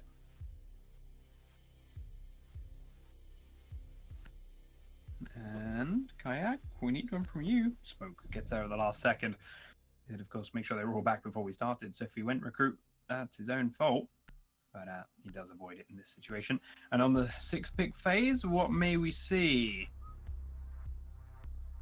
Oh, we do see an instant change. Kayak probably maybe to a mute again. That's what he's been doing so far with not too much of a regard for what really changed. And no, he does not. He goes to Ella this time. So there is an Ella in the mix for the defending team. That's not a crazy change. I don't think I like it though. Taking smoke away for an Ella, considering how good Ella can be. Not sure it's a smart trade, to be completely fair. But they're going into the new catch room, so we'll get to finally see how that plays out. So let's begin their setup. A lot of it stays similarly. They are going to reinforce the garage solidly.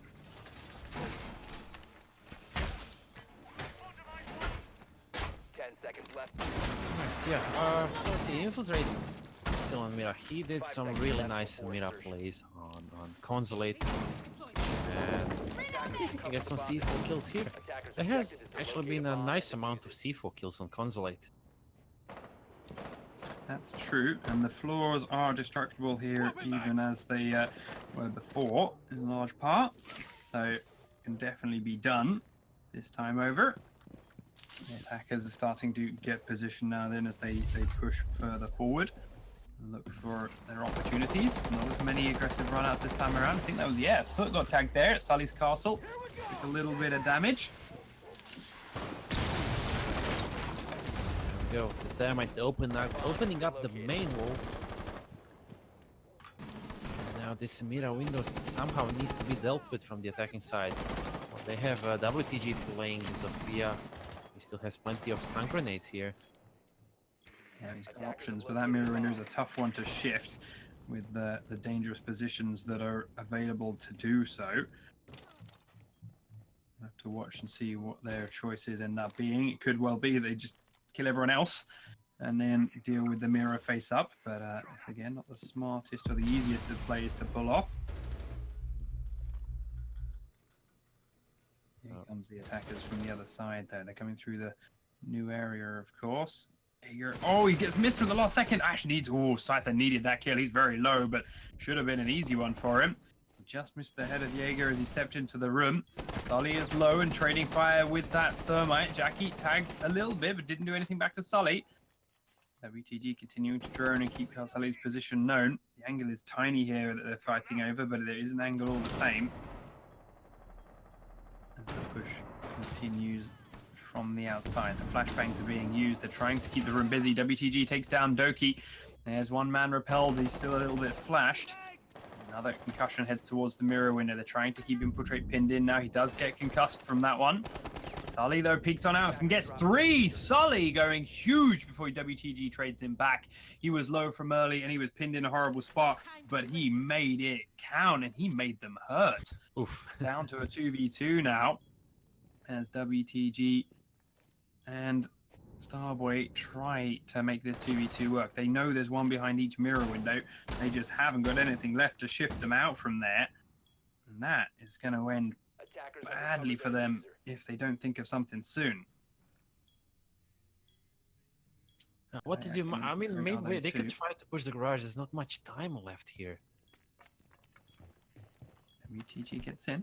Looks to continue the plant. Starboy, though, peeks on out and gets killed by Kayak.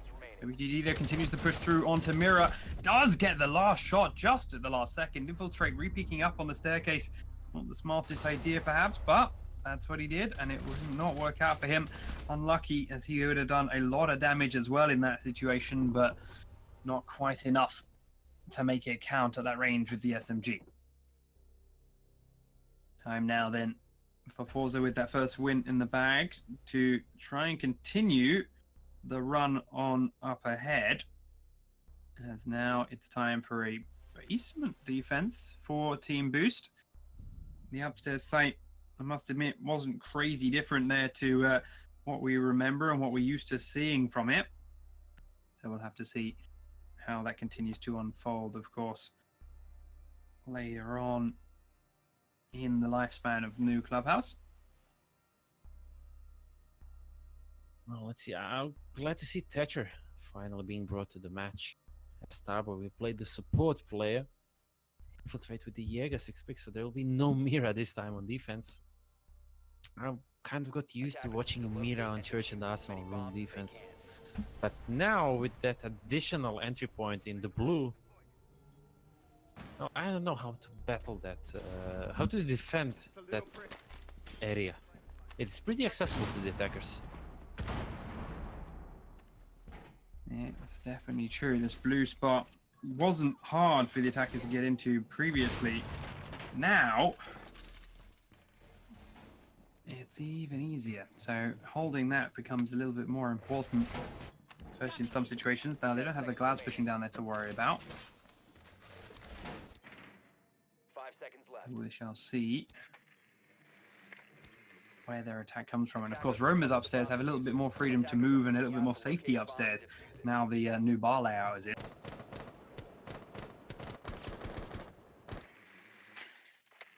Right, well, okay, now it would be nice if they had Hibana for this bomb side attack. But now they have only 2 extra thermite charges. Now let's see where they're going to use them then. They've got their choices. There's still plenty of old spots that can be used. Plenty of familiar old faces, but the Romans are being aggressive up front. Doki tries to go for the call, and Doki runs out on him. Been discovered. Yeah, you gotta watch out. And pretty aggressive from Doki. I think we just fall back to safety, and this 1-minute advantage will be pretty useful as Dokebi's utility is really, really strong on this map. Continue to be mobile. Doki gets back down to the site safely and keeps their numbers in their favor without losing that extra man. A bomb has been located. Now Cam has pushed through the back tunnel, comes on in. They used, I believe, 1 thermite charge on there. It was fully reinforced up. Holding an angle with the ACOG. Somebody peeks him. Kama would be in a huge advantage here, although Doki might go for some kind of an aggressive play here towards the dirt tunnel. Wouldn't put it past him. He continues to do so upstairs and in other situations. He didn't actually use a thermite charge there. It just bucked it open as it was not reinforced. They now get inside the kitchen and will use one of their thermite charges on that hatch. They've lost their buck though on the attack. They now have another possibility. Ali below the kitchen hatch just missed the head of that thermite as he edges his way around. He's in a really good and strong position inside the bathroom. The attackers are, I'm quite sure, not aware of him. Oh, he saw his shoulder, but the perfect peak timing from Sully surprises Jackie, and he gets away with it. Jackie gets the kill, and then the roamer from Citizen came up through blue and made himself aware of the kitchen as Doki ran through the construction site outside and comes to the other side of kitchen to take down Starboy. Runs through the Claymore too, which is unfortunate for Forze. But hey, it worked out nicely for them. And they head to a 1-1 scoreline as that basement hold looked very nice from Team Boost. Ultimately, though, I felt it was largely due to Forze not really understanding the new upstairs layout and the new hiding spots and roaming spots that can come into play in the bar now. To be fair, the aggression from the basement crew, from the defending Boost, was there and was a surprise to Forze. There was no real attempt made at pushing the actual site from the attacking team. I'm kind of disappointed that Forze did not try to push into the garage and in the new connector that leads towards the blue area. They were just completely like focusing on the let's say main bar area and the kitchen. And with the roam game from Ella, Jaeger, and Bandit, it was just impossible to win this fight. Attackers need to And I have to locate say, a and really defuse nice as many round for bombs Team as they Boost. can. And now we're going top floor again. So, as the hole begins, let's see if it plays out any differently this time. We've got an alibi in the mix over here.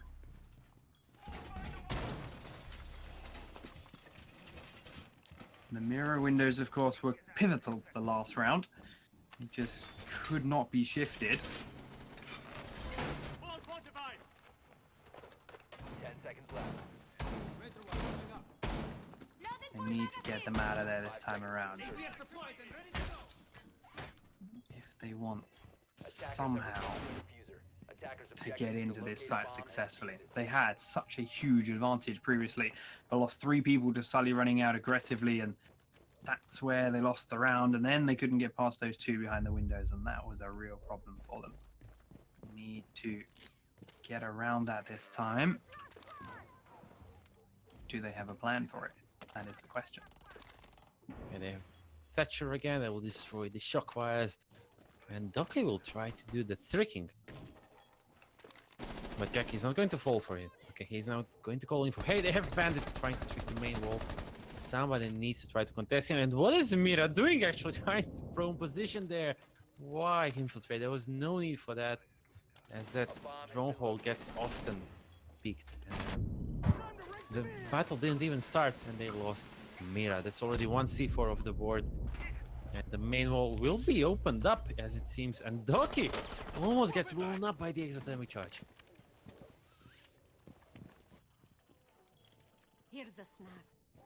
Well, that was weird, awkward as you would say. Yeah. It's a bit too late for that trick. Look at this angle from Kama. It's a tight one. Citizen on the other side of it, though, is the man in question. Can he pull off? Look at the The pixel shot. peak, so dirty.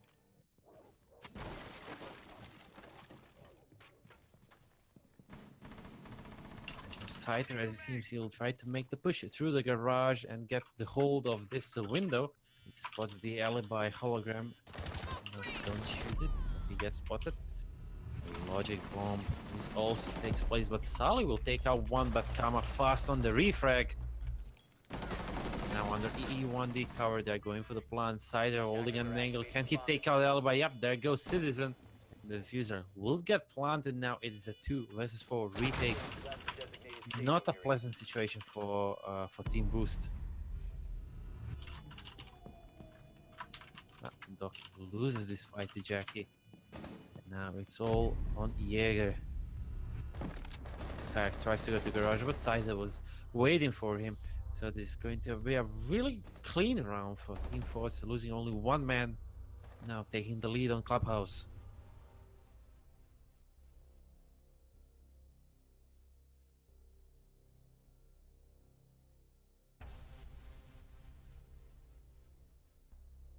Alright, well, let's see round number 4, and it seems that Team Boost will go into bar and stockroom, a site we didn't see being defended. Just Problems. now there's that last round while muted. I'm sorry. Oh dear, left you hanging. So down into the basement goes Team Boost again. Now this time they held. Oh, sorry. No, no, they went for CCTV now. Yeah, they've gone back up to CCT. I misread it. I'm so not used to seeing those words written on the screen. I just brain automated and put it in the basement after that last round. But Need to locate and they're going to try and hold up top again. As I said, they tried it previously and they couldn't. They had their numbers booked. They had their chances figured out. And as a result, the attacking team really punished those defenders, despite, as you said, some interesting new angles from the alibi and from similar players. But now it's time for them to attempt it again, see if they can pull it on off. They do like to be aggressive, as we mentioned. This is a team that likes to be mobile, does Boost. But this site doesn't actually have, even with the changes, a lot of space to get around. And as the big impact was on the last round, you mentioned it as well, Doki's timing on that battery wasn't the best, and as a Attackers result, have recovered their diffuser. we saw him get a little bit awkwardly shut down by that thermite. Yeah, the taser thermal charge, as soon as opens up the CCTV, the whole defense is just becomes completely passive. They can't run around, and I do think they should place at least one player inside the garage. You know, just trying to hold the garage, and then maybe go for the run out right here where Scyther is placing a claymore. Might be dangerous, but Thatcher Termite combination always opens up that wall. Now with Valkyrie on board, I didn't notice where's the third camera. Oh, Starboy heard it somewhere. Yeah. Oh, The he heard it. police. He's listening. Citizen getting ready for the run out. Yeah, Sully too. They might time this. Lion is close. Sully is just holding the angle. Oh, he's on the drone. Scyther knows, and he knows where the bandit is, so he can't push in and deal with it. Sully, as the phone starts to ring, realizes it's time to move away. The phone is being answered from up top. This is what they're trying to do. There it is. Scyther's trying to pop off the bandit behind the window, but he's being held away by both players, the one below and the one upstairs. But he can't actually see the one below from his drone anymore. So, oh no, now he can. He sees him behind the car, but he had to move it a bit. Kama finds Sully, so that's the one below out of the picture. Kama helping him out through the wall thanks to that ping. Flashbang's going off upstairs. Scyther now has Kama to potentially come and help him out. They've pushed the bandit away from the window, and that's important. They haven't killed him yet, though. Kama at the bottom of the staircase does concuss the man up top, but Doki will peek out and finish him before he can get away. He jumps on over the edge. Scyther, though, gets on in there and takes down Kayak, but he can't quite find Doki at the moment, who's continuing to hide. Like this aggression from Scyther. He steps into Doom Mine, but continues to spray. Ooh, Starboy takes Infiltrate down. Infiltrate didn't quite have his crosshair placed right as he pushed towards that hole in the wall. Now Doki is alone in a 1v3. His phone is ringing again. He hadn't turned it off properly. Attackers are activating the There's the diffuser active. He's got to find 3 of them. He's looking for a claymore out that door, but it's not quite there. He comes on up the stairs, the new stairs in the garage, and gets tagged on his way and is now incredibly low. Comes up through the smoke. They do begin to pre-fire it towards him, but he's coming on out. The C4 will go out towards the breach, and it does take down Starboy. Over halfway on the diffuse timer, though, and he's still got to get in and find 2 more players. He has no idea where exactly they are. They have tiny little holes and tiny little angles. He's pre-firing every spot he can, but there's Jackie waiting for him. And ultimately, that was probably the predictable outcome to that round. Yeah, I'm not sure if Team Boost should go again on the CCTV because it's not working out. As soon as Termite opens up the wall, it's basically over. Yeah, they weren't really getting much of a chance once that happened. That is ultimately what it used to be on that site, because it was still a not indefensible site before the rework. People started to figure out that you put the mirror windows in this spot and you could hold it. Ultimately, that's all they're doing now. It's the same hold as before the rework. The new areas of play haven't, in that last round at the very least, come into effect. They were playing it all around garage and the other side. So we'll have to wait and see if we see anything different perhaps from Forze's defense if they attempt to go up there. But at the moment, it's not crazy different. And it is all about those 2 very pivotal mirror windows. Gym bedroom. So the last round where Team Boost will be on defense. attackers need to locate and defuse bombs. Let's see, how is this going to work out on the gym and bedroom? So, gym is pretty close down, so there is no more hatch above the gym.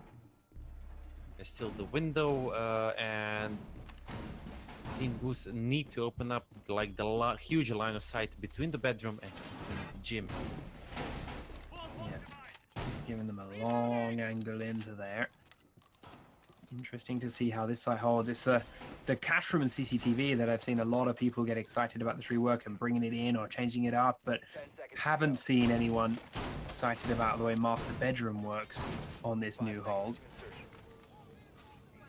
Now we get to see exactly how that works out. Attackers recovered the bomb diffuser. Attackers must locate and defuse a bomb.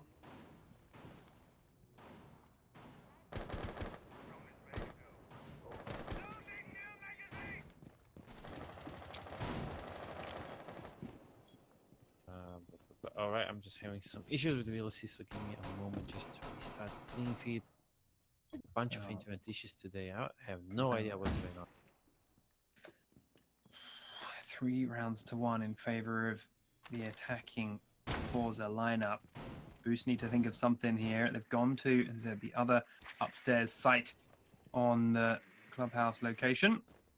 Can they work it out to bring it back into a functioning location? They've got a couple of reinforcements over the other side. They've got, of course, that safe rotate through now, thanks to the adjusted map layout. Will or not they be able to work? Citizen does open it up for them by getting Kama nicely. Then he runs away with his phone still ringing. As they continue to chase them down, the other defenders in sight, of course, are not worrying about it. Into cash room pushes WTG, but the concussion goes off Risely Peaks, and Kayak took no damage from it. So they are holding this nicely, and they have that angle through the new area into the other site as well. Starboy, though, using it against them for the moment. Can't see them at all. Drone comes in to continue to check for it, spots him around one side. They're going to think about looking for him through the drone hole, but he's already moved away from it. Starboy outside still can't see him through the hole they shot. And he is still immovable in there. Might be a nice option, but they're using a lot here on one player. His phone's ringing again. WTG looking for him, then looking for someone that may be supporting him. Scyther now coming up to support the attacker of Dokkaebi. Again, he runs away once more as he can't quite get an eye on it. A lot of time has been wasted here on Kayak. But Termite is making the push on the other side. Yeah, they're just gonna like leave Jaeger inside the cash room. They'll try to focus on the objective as they wasted a lot of time already.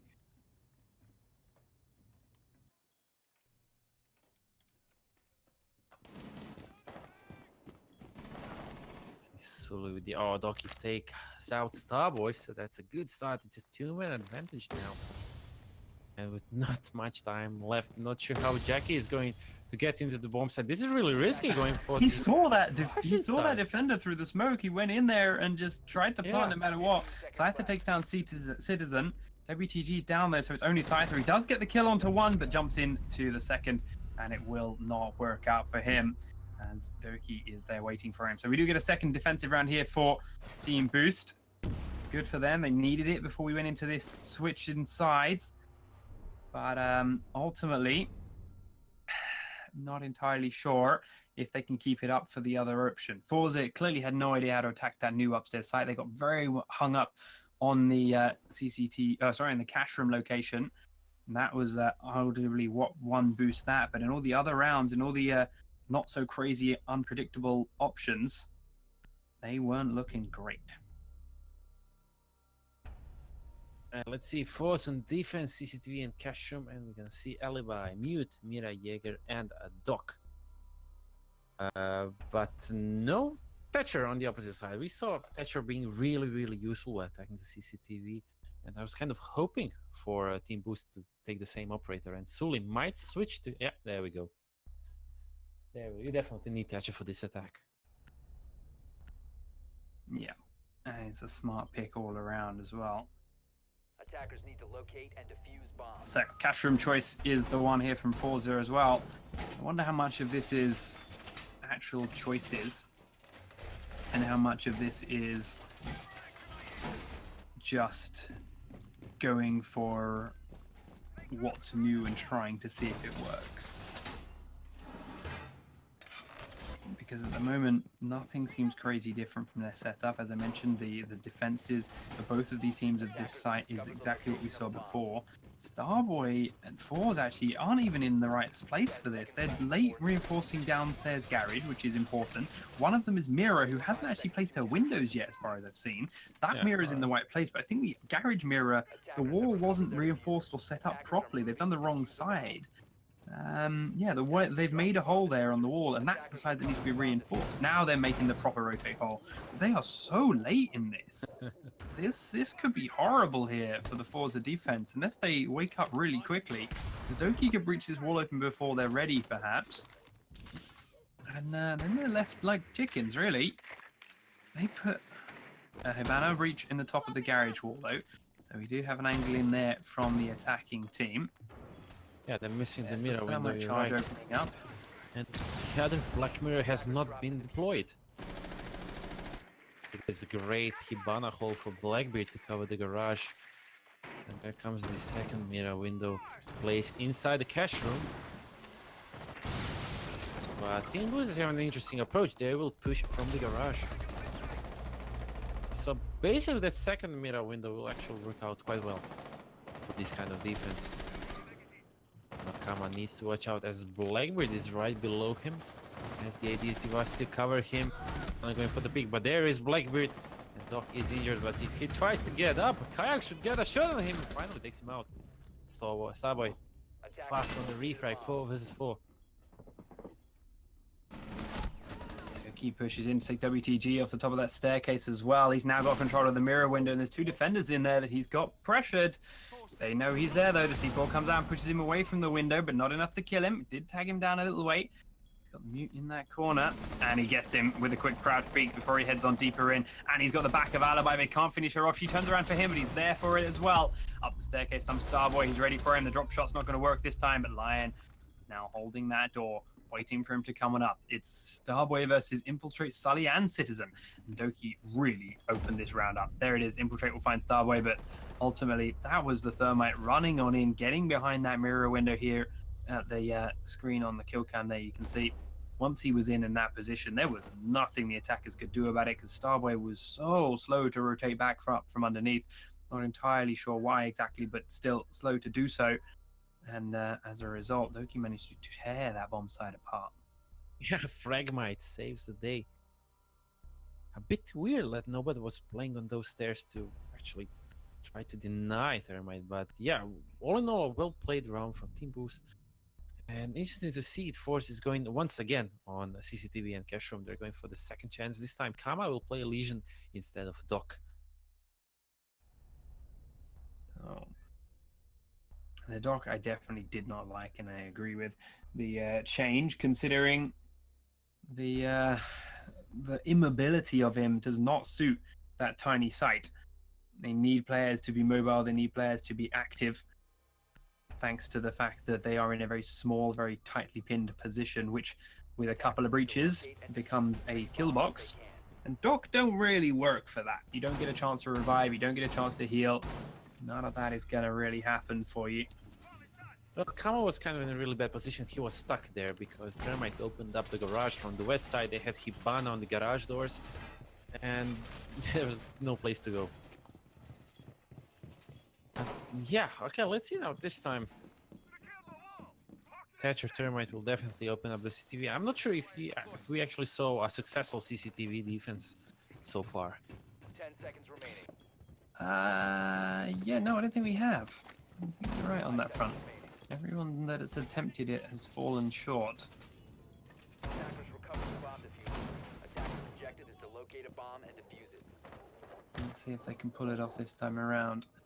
As I said, nothing so far have we seen the defense of this cache site be anything different to what it was in the previous work of Clubhouse anyway.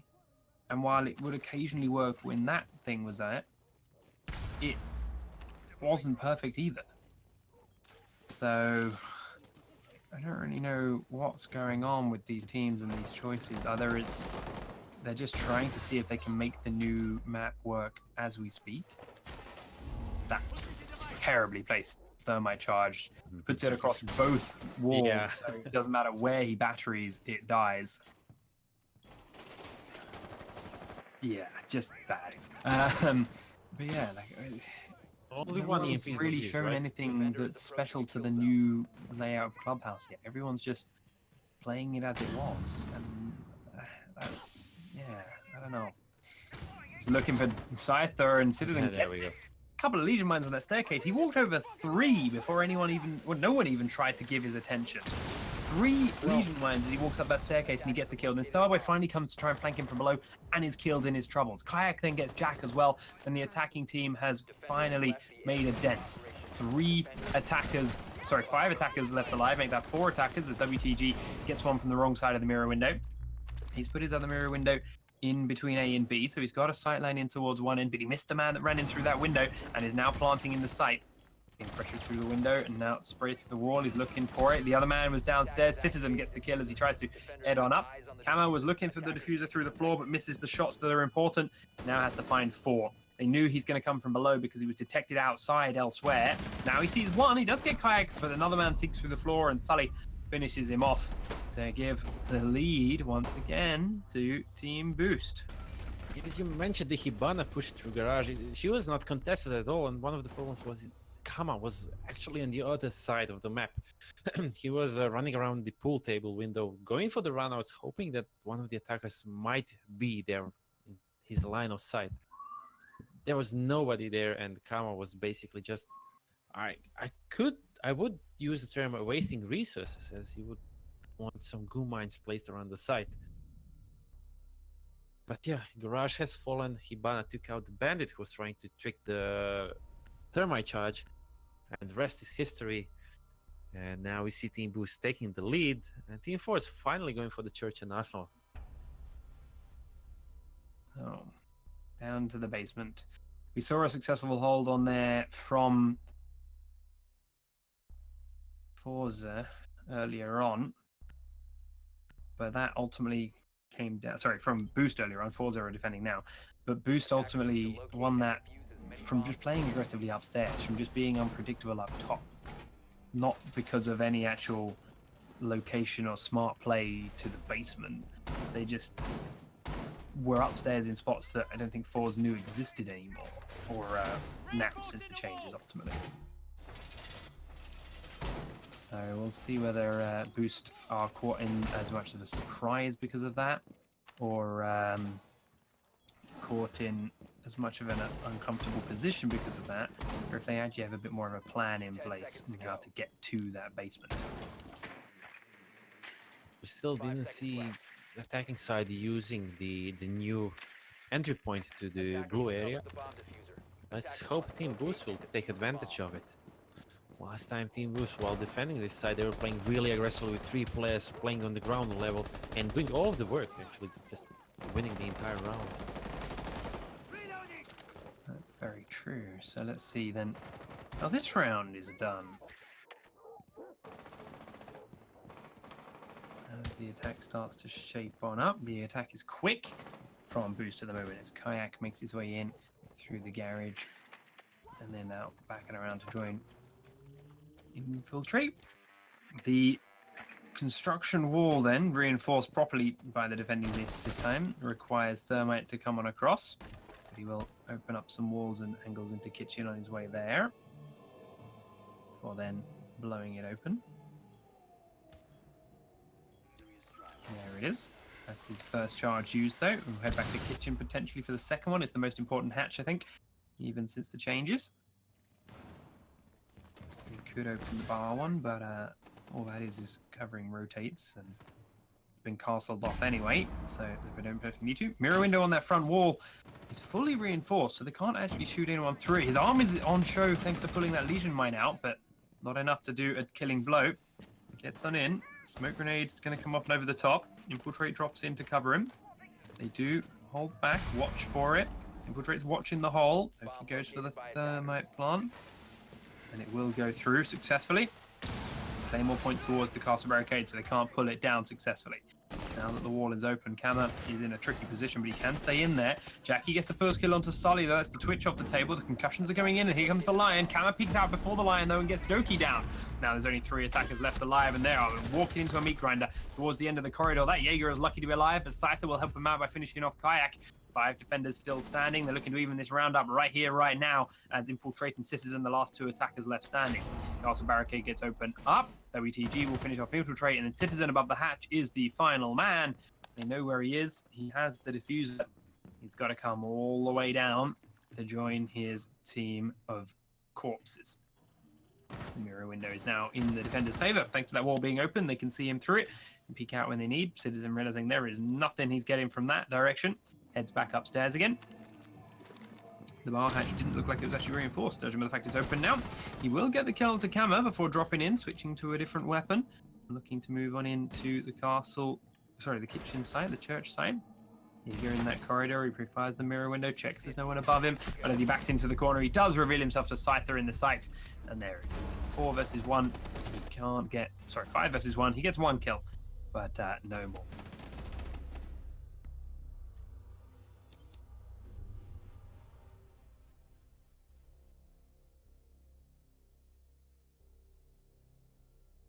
Advantage, and yeah, the glue mines and barbed wire around the main doors, the stairs, they actually provided a huge advantage to the defenders. I'm not entirely sure. I think who was playing Jaeger last round, maybe Starboy. How did he survive that spray down from Zofia?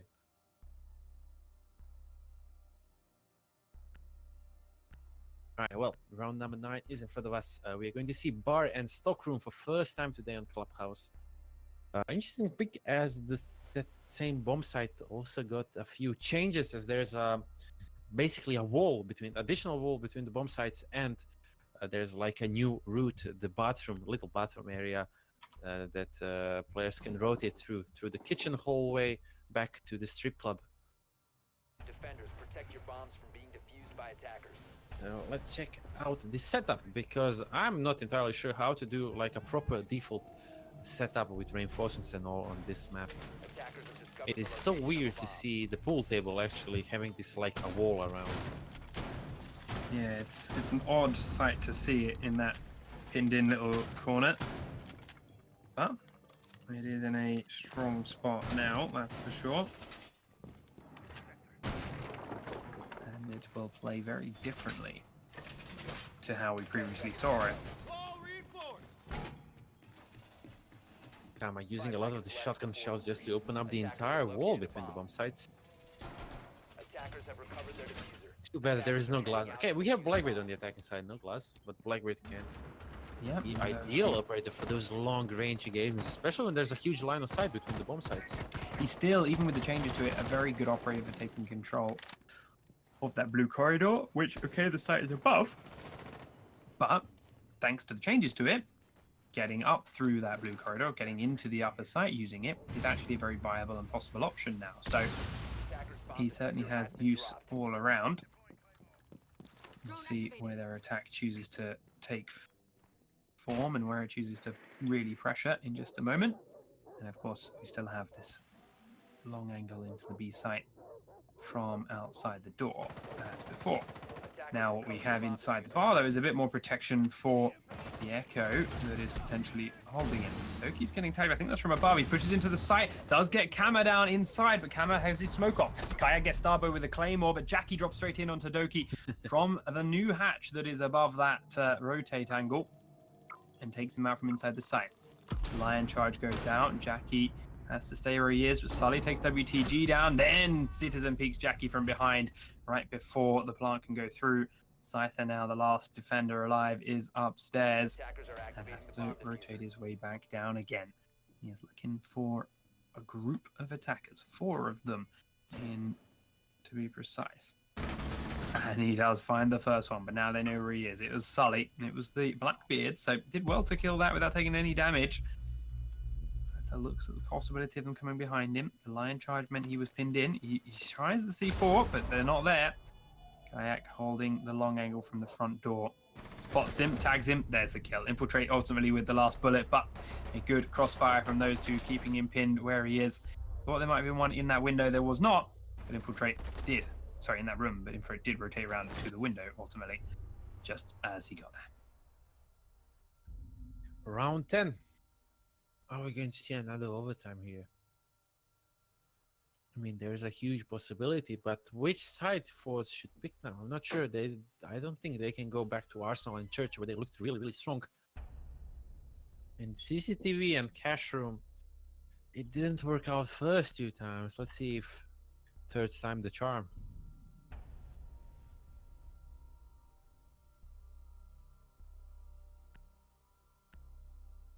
This time they're bringing Pulse.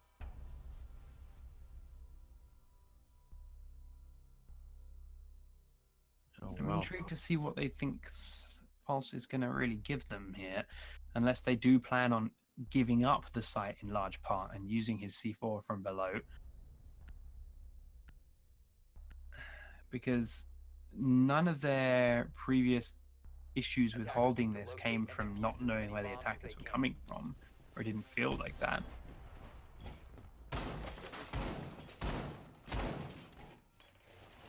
We'll see what they choose to use him for and where it is they.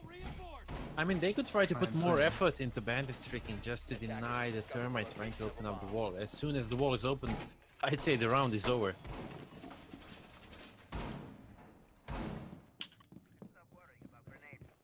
But yeah, let's hope No, Cider you're can do right. some tricking Double here. reinforce the garage wall here too, so even more interesting. Okay, it's a complete lockdown in the home site.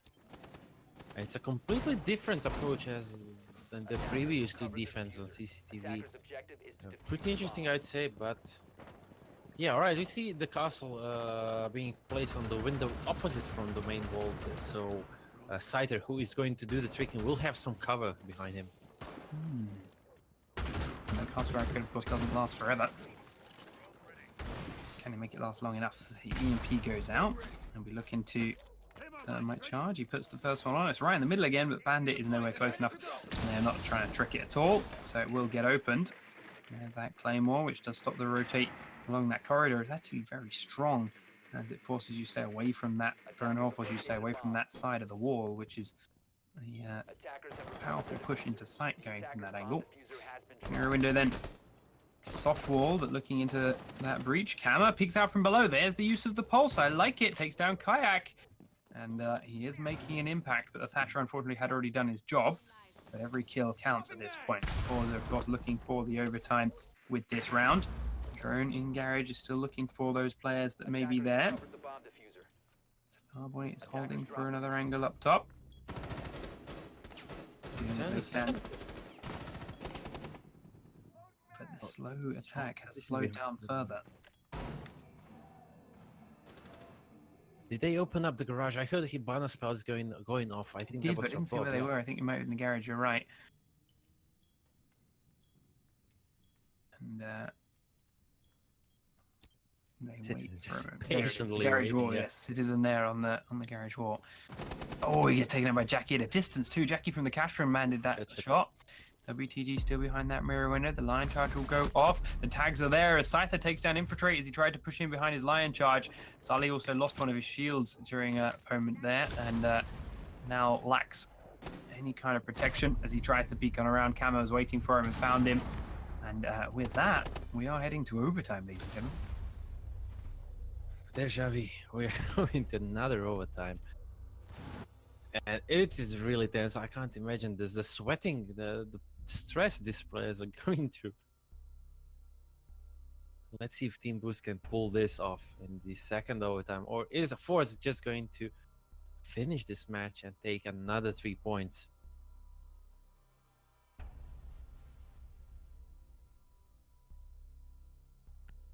So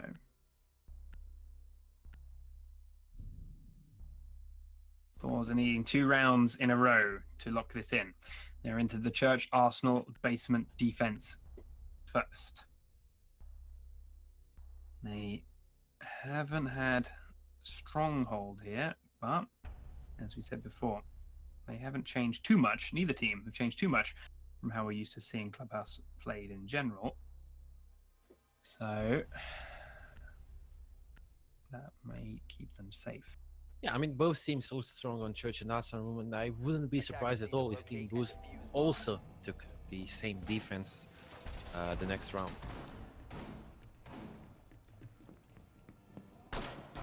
So yeah, let's go. 5-5. The second match is still waiting. I'm not sure. This is as we'll check with the admins, but this match is just way too long, and I'm not sure if we actually had like 2 maps heading into overtime so far in the EU CCS.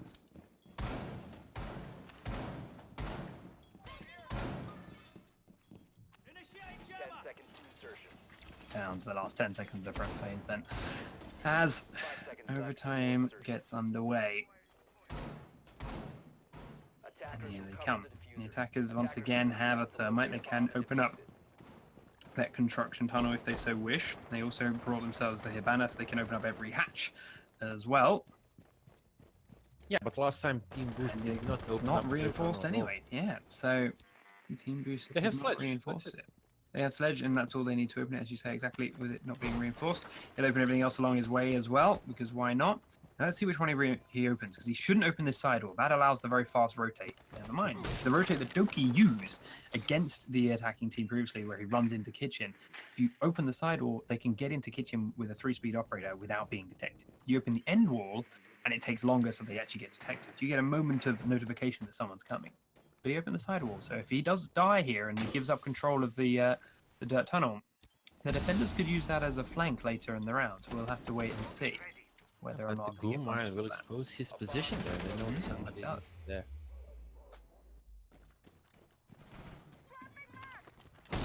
He now chooses to fall back and head up into kitchen himself. After his position, as you say, was given away by that Legion mine. They're looking now for more options as more hatches get opened.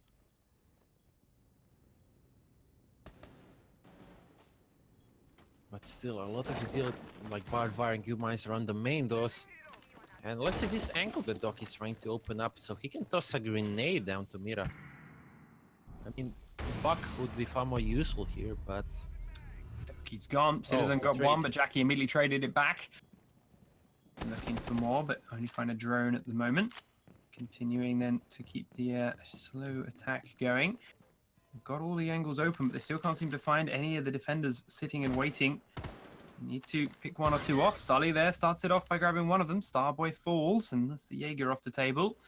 He has been a big impact in some rounds for his team. Thermite, sorry, the Havana charge opens that wall, and Camo will try and immediately throw a C4 out to deal with it, but it won't do the damage he wanted, and Citizen is still healthy. 4 attackers still standing, but 45 seconds to go, and they're still going to come through some pretty tight angles. Trying to get a lucky shot through the floor, but there's no one there.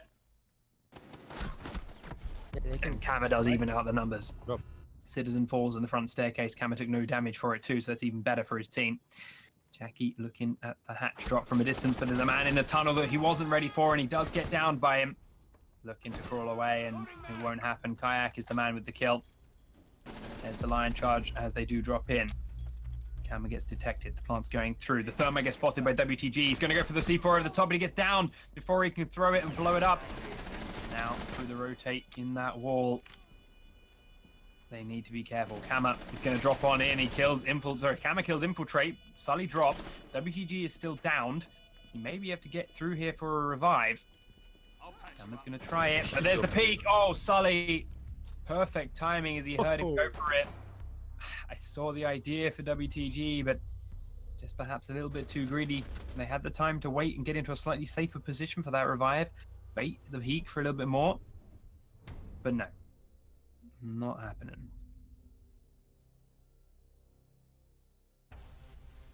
Yep, unlucky for Forze, but Sully. Yeah, it was nice.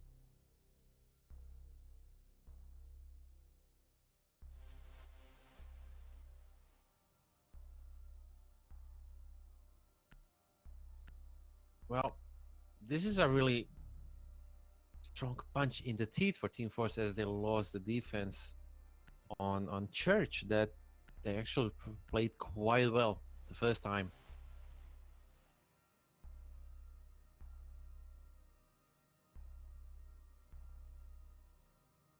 Let's see if there are any 6 picks.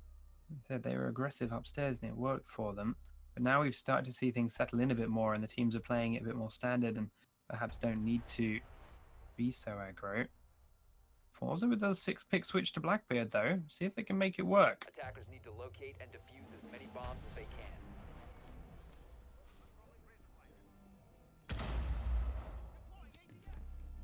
Alright, on this defense I would give slight advantage to Team Boost. They looked well. Oh, look at this, the motor hatch has been opened up immediately. Interesting. And they're already placing some reinforcements around the stage area. Gonna use it to hold. Yeah, they're gonna play aggressively once again. Last time they played this side, they have 3 players above the bomb sites, just doing all the work around the bar area. I hope that Team Force is going to be ready for this time. I guess they learned their lesson the first time, and they should be prepared for the aggressive defense from Boost. Attackers have recovered their And not only that, is of course it's a Moving out safe to locate a bomb Oh, they didn't reinforce the tunnel. Thank you, Observer. So maybe they can use that to their advantage. The defenders, of course, have that rotate. The roamers can go down through that hatch in Moto, as you mentioned now, thanks to that being opened up. But the pressure has to continue from the attacking team upstairs to make it count. Otherwise, they'll just lose too much time all over again, same as previously.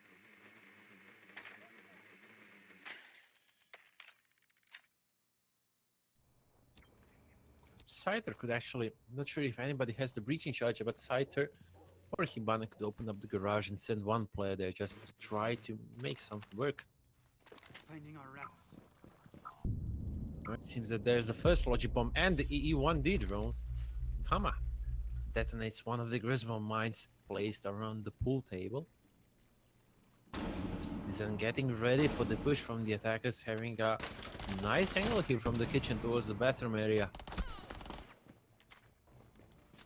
Bit of a gunfight, but WTG takes some damage. But still, defense looking pretty good, pretty solid for now.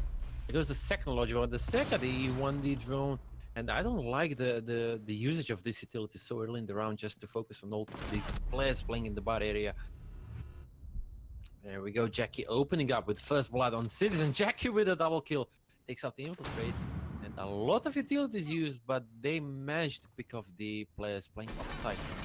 1 minute, 20 seconds left, and let's see.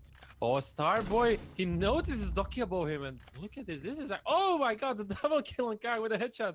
Starboy is on fire, and Sully left alone. What just happened, Panky? Did you see?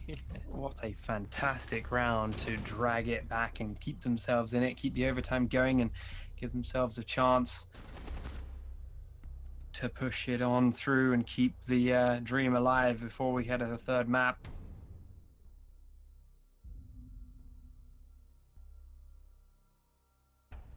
There is Overtime. no hope for them yet, but they are definitely struggling to find possibilities. Struggling to find Overtime, number 2. openings. Electric Boogaloo. And Forze back on defense. Church and Arsenal room once again.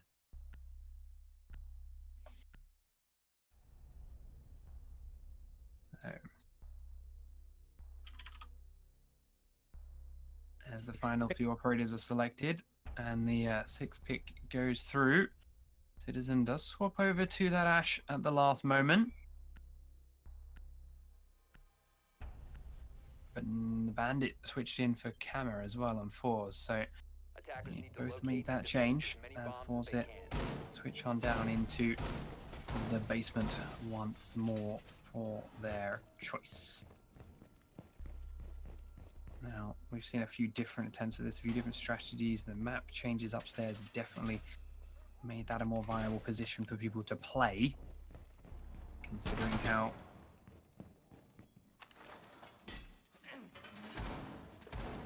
Oh, there's a shield. Alright, this is interesting.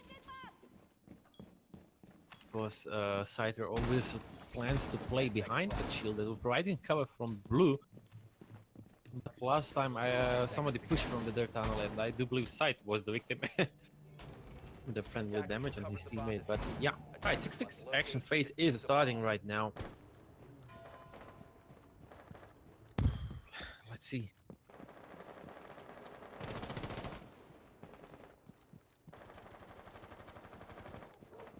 Citizen spawning all the way on the west side with Ash. We saw Citizen playing a lot of Ash this season, and he's doing quite well. I think he was top fragging on the last map, but having he 15 was. plus kills definitely. this map has played a very different story for quite a few of the players, though, on their kill feed. Doki and Sully standing out as players that weren't really too effective on Consulate, but have been fantastic on here. So we'll see whether they can keep that up, or if their days are numbered. And obviously, the more rounds that get played, the more they get figured out. Every time dragging out, of course, helping that for their teams. Doki then on Thermite again opens up the bar hatch. As one avenue for his team. They only bring the one breacher, of course, on Team Boost, so his are the only options. Get one angle in, And I think that was the second one going up too. EMP heads down the main staircase, but it was Attackers too have late to located take the bomb. away that Legion mine that he stood in. And he's being pinned in by Camera on that bandit from behind the window. A couple of players above the hatch as we hit the half 8 round timer mark. The players are still upstairs above. And there's the other hatch open, bar and kitchen for the attackers. They did drop through the kitchen previously and make it work. The shots come rattling in towards Infiltrate, and he re-peeks and gets away with it. I really thought Starboy would have done that. Yeah. Oh no, wait, you're right. Doki was the one that was having that fight, and he died. He got downed. But the trade kill came in, and Doki wasn't finished off, so the revive happened. The C4 goes out from Kama, but it's not enough. He's going to peek aggressively. He will get Doki down this time, though, and only loses half his health in exchange. There's another man in there. He knows it. WTG is fighting with him. It's the Zafia on Kayak with the diffuser in hand. Now, of course, they don't know he's the man with the diffuser. That's for us to know. The Legion mines, though, are off cooldown and will be used there shortly. They'll try and keep him pinned in there as much as they can. Kayak now dropping those charisma grenades inside, trying to stun somebody. And Infiltrate Charlie final. takes down Kama. Jackie trades a Citizen. Infiltrate finds Scyther in the site. The attacking team have once again got the man advantage, 3 versus 2. For WTG, though, can see that Infiltrate is inside here, and he has that mirror window to work with. Oh, he gets it. Infiltrate is down. WTG, though, needs to find some more. They know they've dropped through kitchen. The plant, however, is on the other side. Sully has fallen, so it's WTG and Jackie versus 1. 2v1 now, and they need to find him. One's going into blue. He's gone into Moto and backed away. And here's the timing. Can he single these guys out into 1v1s and make it work for him? Or will they be able to pile on in? Jackie coming close, coming through the site. There it is, the peek from inside Moto. Jackie doesn't re-peek it though. He's holding it, holding the angle. Pushes Jackie on could have out. gotten Sees this the gun. real- Sees the gun, he switches to the wrong target, but he gets back in time. Kayak pulls it off. Oh my god. It's a huge round for Boost and puts him once again towards the edge. That little switch to his weapon baits the push out, and he was ready. Oh, it's a painful, painful way to lose. For Forze, they were 2v1. Could have definitely had that.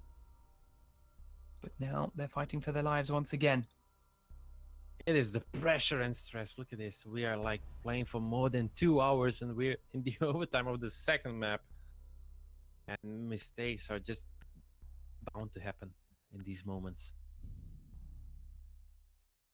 Sully, being fully focused, managed to clutch this. It's a huge clutch, and now let's see Boost on defense, a Church and also a room, and it seems you're just going to watch the same objective again on the overtime.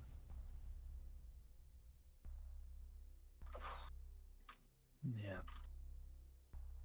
The selections are in again, and the 6 picks phase continues. Switch to Thatcher this time for Starboy. No switches for Boost. They are down to the basement themselves to this defense, and it's been going wonderfully for them down there, to be fair. So will this be what they need to move things forward ADS deployed and ready to go. to a follow-up round to our final map? They can only hope, I'd imagine. Set themselves down and Unrolling razor wire. buckle up for a ride. Impact ready. Open up This that could hatch be the again. longest match, right? Could well be. Could go for a very long overtime, considering, as I say, new map, new play. Everyone's doing it a bit different.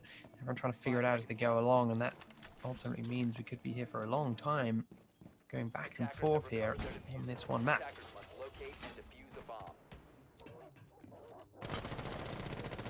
Here we go. Let's start with this round. Scyther will be playing Ash this round, and we have only one hard breacher in form of Hibana this time. Well, enough to open up the hatches. Alright, so once again, we can expect aggressive defense play from Team Boost. We already saw Citizen and Infiltrate just running around the bar area. Not sure if they have a third man. Oh yeah, there's the third man. Doki is playing all the way inside. Whoa, the wall bang from Kama. Great shot. Got rid of Nice Bandit job. pretty early. And it's an important one, as you say, considering it's a Romo, considering the way they've been handling them, or rather not handling them in their previous attacks. They needed to get him out of the picture. And they did just that. Through the wall. Citizens down as well now as 2 Romers are off the table. Scyther gets infiltrated as well. And once again, Forze are 5 versus 2. They've got 1:50 to go. They really have to screw up to lose this round. The phone calls come in, keep both of the defenders busy. But it doesn't give too much of their location information away. It just keeps them there for a little bit longer. Shots come rattling in from Sully, though, as the drone spots his location. Starboy holds the angle to make sure he stays where he is. Dancing backwards and forwards as they are keeping him covered at the moment. Scyther pushes closer through some Legion mines. They've got 1:20 to go. They can still just keep slowly closing the gap here on these two. Ollie waiting for the push that he knows is about to come. I do believe one has dropped from behind him in the kitchen hatch so far. He's waiting for that too. The Legion mine continue out in the corridor. Kayak falls deeper into the church, but there's still a minute to go here. The Legion time mine is will complete. trigger. Gamma finds Sully, so now it's all on Kayak. They know he's the man in the church, and they shut him down quickly. Starboy gets the kill, and we advance to another overtime round between these two squads. Oh god. Oh god. Can we expect these teams like going for another objective now, or are they going to stick with the church and the arsenal?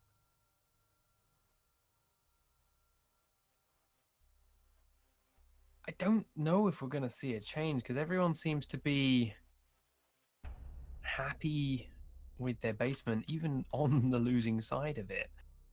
Forze keep going back down there as well, despite it being a lost site for them repeatedly.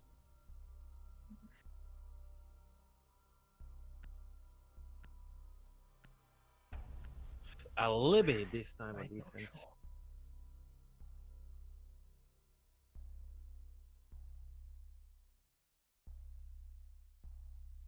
Let's see the 6th pick. We're going to see any changes now.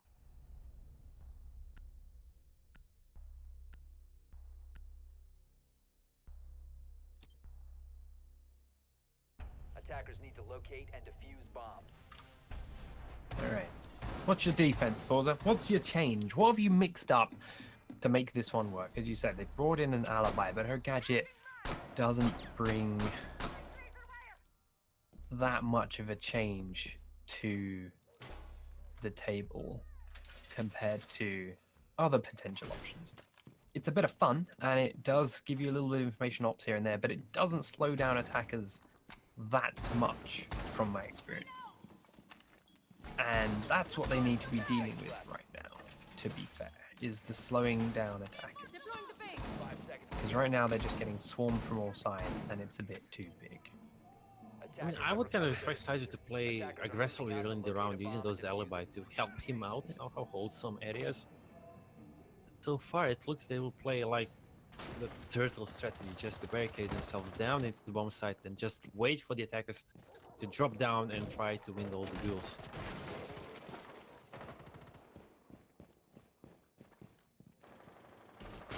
Anyway, 7-7, 2.5 minutes on this round.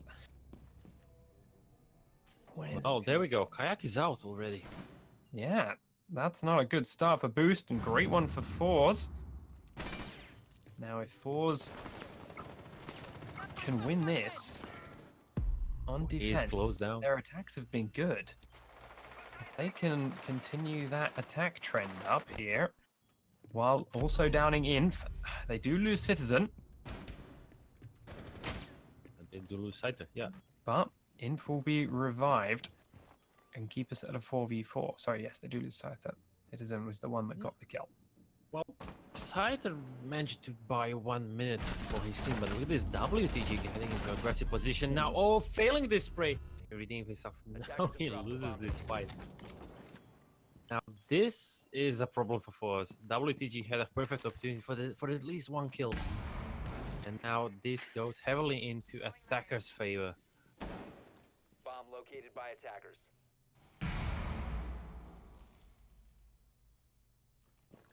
Okay, might actually find a cheeky angle to this line of sight. Attackers recovered the diffuser. 1 minute and 10 seconds left. And there goes the EMP. Doki is going to try to open up the church, but Kama, oh no, he plays the truck wire on the wrong wall. Doki with the aggressive play takes him out. That was really, wow, nice. It was looking so good for the start of the round for Forze, but it's suddenly not so. And there's Doki executing Starboy to end it. Got that early kill, but it all went backwards after that point. It's a painful situation for Forze to be in, thinking you may have it all figured and thinking you may have it all answered after you get that opening kill. But it just starts to spiral back away from you in the worst possible way.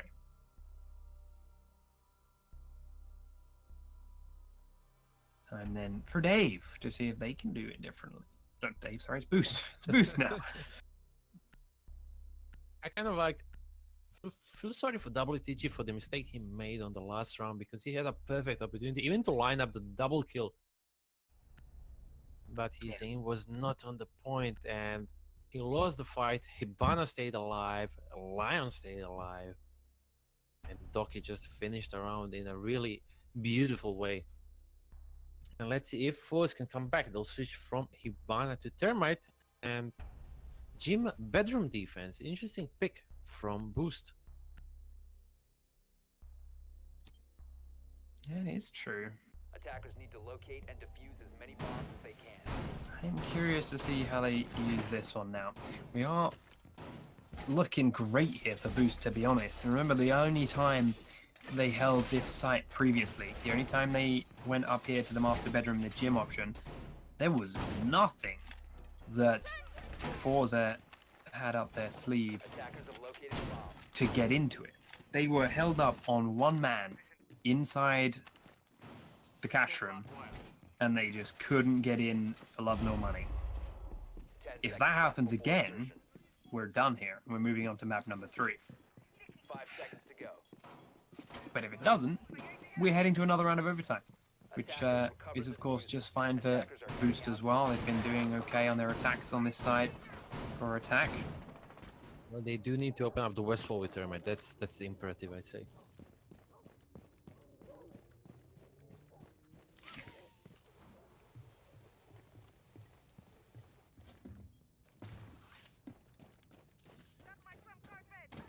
So, as the attack opens things up, we head on forward Activating drone. and we see where they're looking to put this thermite. That wall there is an important one, opening it up by the hot tubs, and that's why the battery trick is there.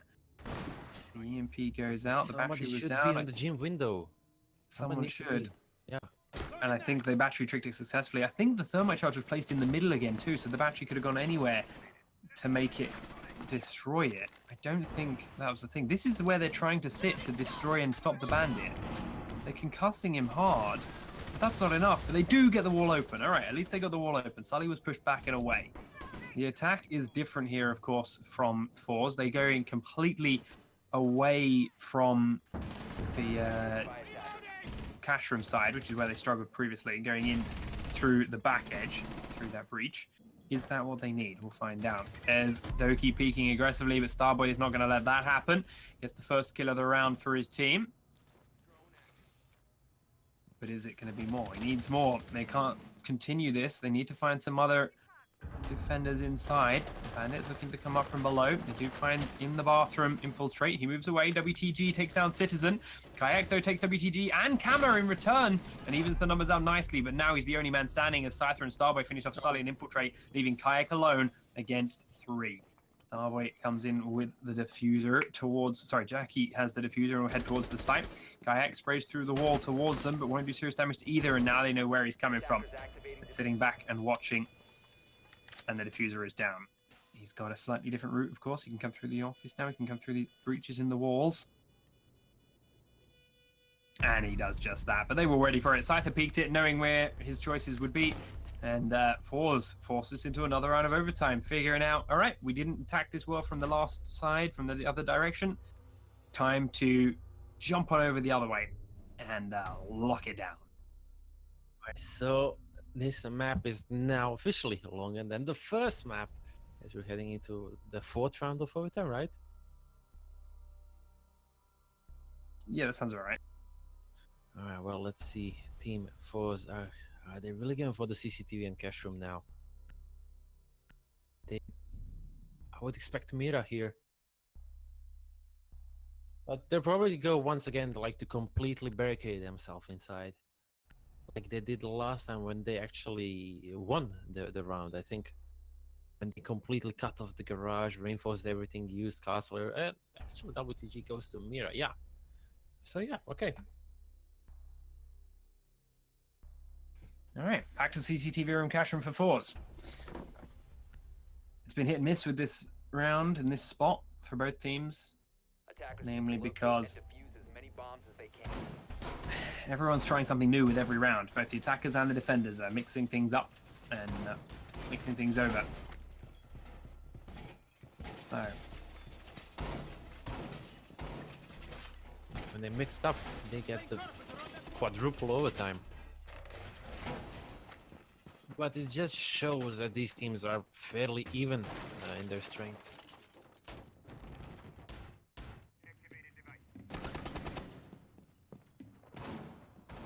10 seconds to go.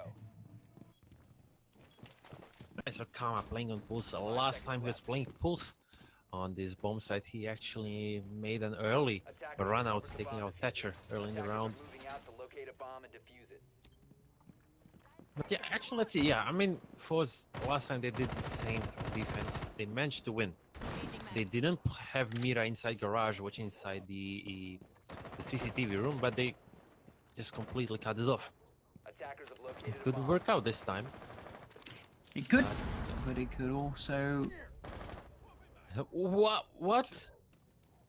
What? That just kind of becomes this entire game, to be fair. Where's the bandit trick now, guys? This Wait, so this whole WTGC map has devolved Attackers into... dropped the diffuser. No one really knows what's going on. Hey, wait, so if I get this correctly, Lao was placing a claymore on the drone hole, and Mira just ran through, took a lot of damage but survived, but the detonation actually killed off Lion. Yeah. That is... And Doki does exactly what he did previously and walks into the site through the mirror window, through the breach, Oh my god! and picks off 2 players inside cash room. He did it previously, he's doing it again. He's trying to take the fight on the staircase. He does lose this one, so maybe they can regain control. C4 comes up from below. Scythe, oh, he only gets 1, but that's unlucky. He could have easily got 2 there. Either way, he keeps it in a 2v2. He's got Camo with him. They're both below the site. Oh, Kaya comes out, but it's the wrong timing. And Camo re-peeks him, but will lose. Camo loses out as Kaya grabs that headshot. 1v2 now. Scyther can get back to site if he's quick, though, because Kayak and Sully are outside looking into the breach. Attackers The recovered the diffuser was upstairs, so they had to go for it. And they will bomb go and located find by it. attackers. Now, Scyther- Massive play Just from going Donkey back. could It's a actually minute and 8 save this seconds. round. They've got the time to find him, but he's also got the time to get himself situated in the best possible spot for this. He kills off that drone and now has to rethink where he's going. He's pinned in this room. He needs to get into the site, else he's got no chance. Claymore goes down. There's the plant coming through in the front site now. He's looking towards the mirror window. They're not there. One man's outside. Gets into the corridor. The concussions come on in over the other mirror window. He knows at least where Zofia is now. And has to watch out for that Claymore. The other man is inside in the most default plant spot. I'm sure he's aware of that. Looks towards the hole in the wall. He knows there's one out there, and that's the one he can play against for now. Edges past the Claymore. The peak's there. Sees the shadow, and that helps him. Edges further around. Looking for it. Looking for it. Doesn't matter. Kayak does it all on his own. Sully didn't even have to turn around and help him. And with that, Team Boost once again edge out the lead. Oh boy, 9-8. And now it's all on Team Boost. They decide, are we heading into the third map or are we going to continue this agony of overtime?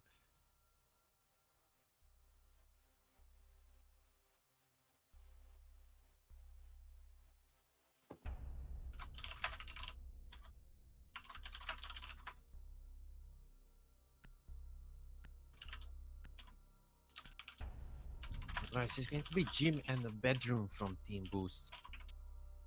once again.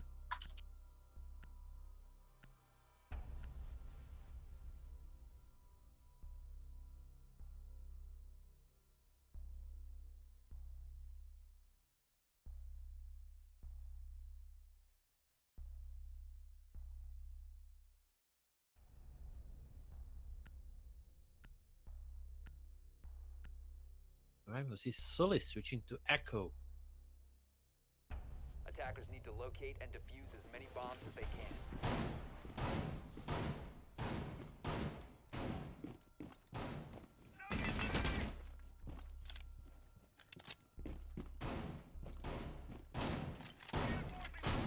Alright, Attackers have let's located see a bomb. the setup from Team Boost. We're gonna bring Echo to the board. Echo with Pulse, Smoke, Jaeger, and Bandit.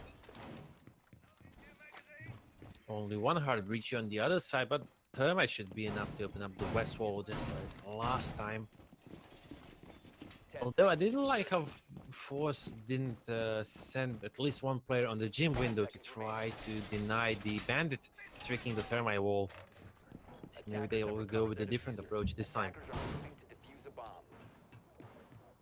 So We've we had go different, round different number strats tried 18. every time, and different ideas tried every time, and different opportunities, and that's what's resulted in such a scrambled game and such a drawn-out overtime right now. Because you say things like not challenging the bandit trick, not doing this, not doing that, things they're doing on one round and then not on the next, rather than adapting their strategies to be a small change which works into what they previously had.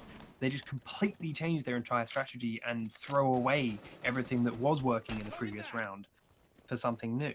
So it's getting a bit scrambled where I can't really predict or understand what anyone's doing because I don't think they even really know. I mean, it's gotta be the pressure and the stress, and they're obviously really annoyed with this overtime. Both of these teams, all 10 players. And I'd say because of that, we might see some reckless plays from any of these players. Oh, they're going to flush him away from the camera. Kayak needs to watch out now.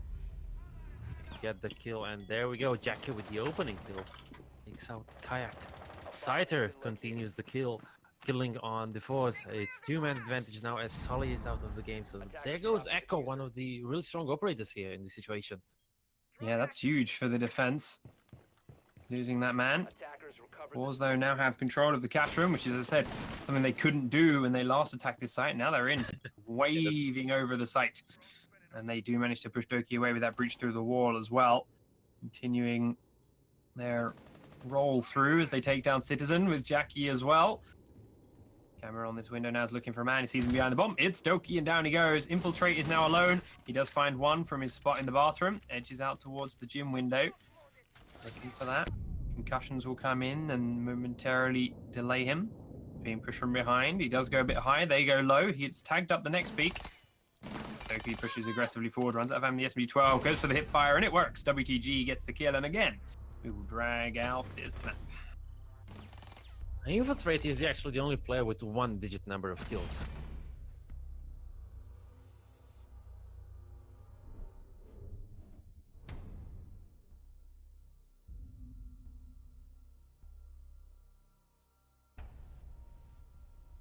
So we'll look for the selections again on this one, and Kayak is apparently having momentary issues. So we will get a rehost in the go. Yep.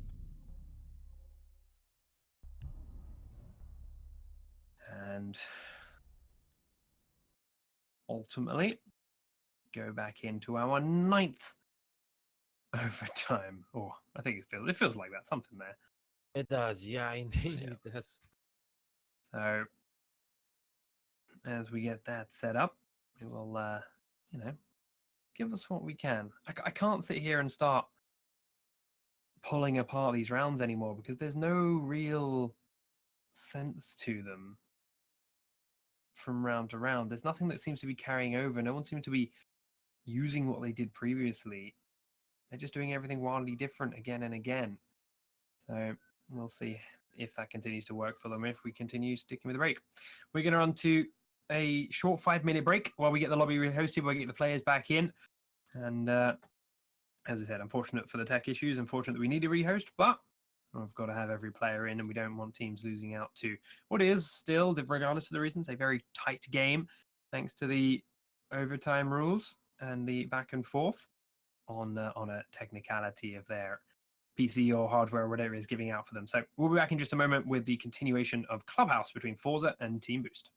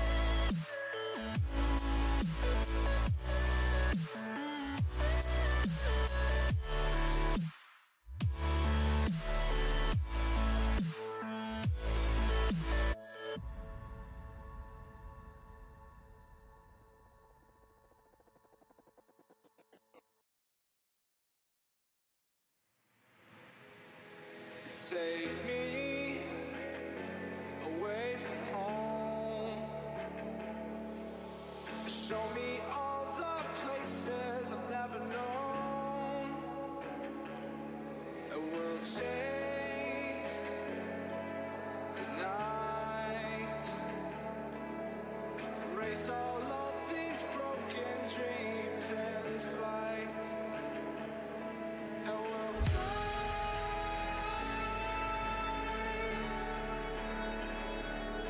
Oh, we'll fly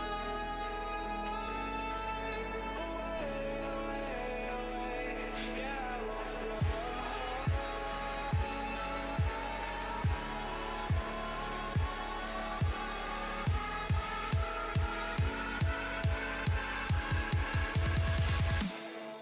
And we'll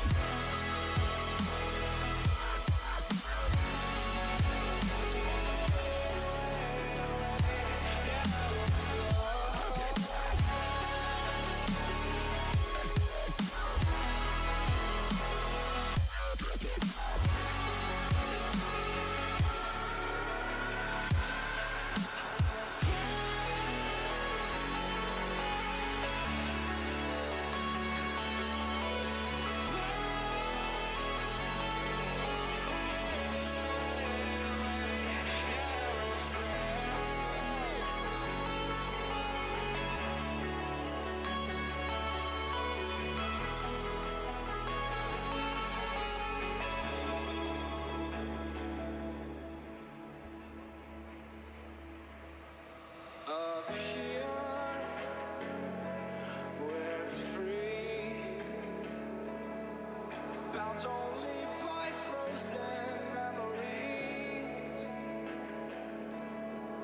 lost in time, racing all these broken dreams tonight, and we'll fly.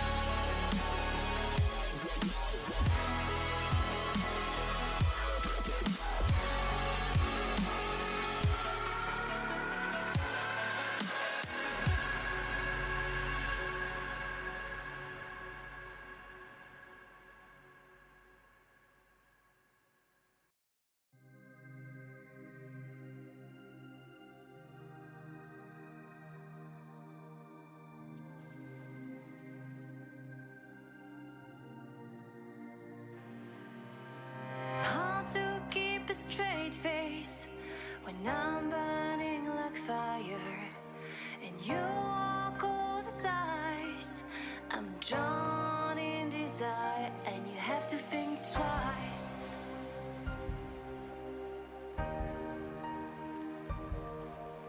It's hard to keep smiling when I try to set things straight.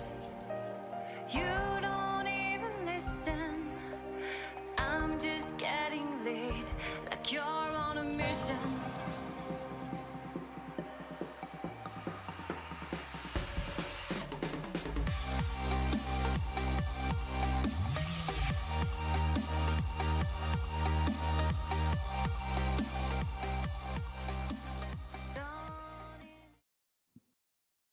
welcome back, ladies and gentlemen. Into our remade overtime we go. So, Indeed. yeah, as I said, not a whole much left to be said to that. Well, the score is 9-9. We had a rehost due to technical issues, but we're coming back, and I think that these players actually appreciated this a little bit of a break. I think the break could have done us some favor here. They have a chance to really open this game up again, really bring us back to a situation where one of them can break free and get that opening, get that lead that they need.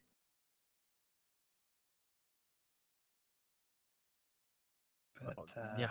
there's also the Reminder- real possibility that both did that and end up being back into the same loop that we were in before. So time to now sit back and those who watch didn't it notice, unfold. Sorry, just I for don't know everyone, that. Shut up, Alexa. I never talked to you.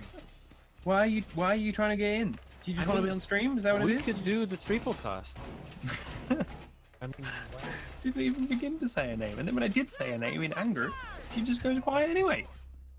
Ugh. Yeah. Skynet, when they're taking over slowly. Yeah. Oh well. Oh, Let's see.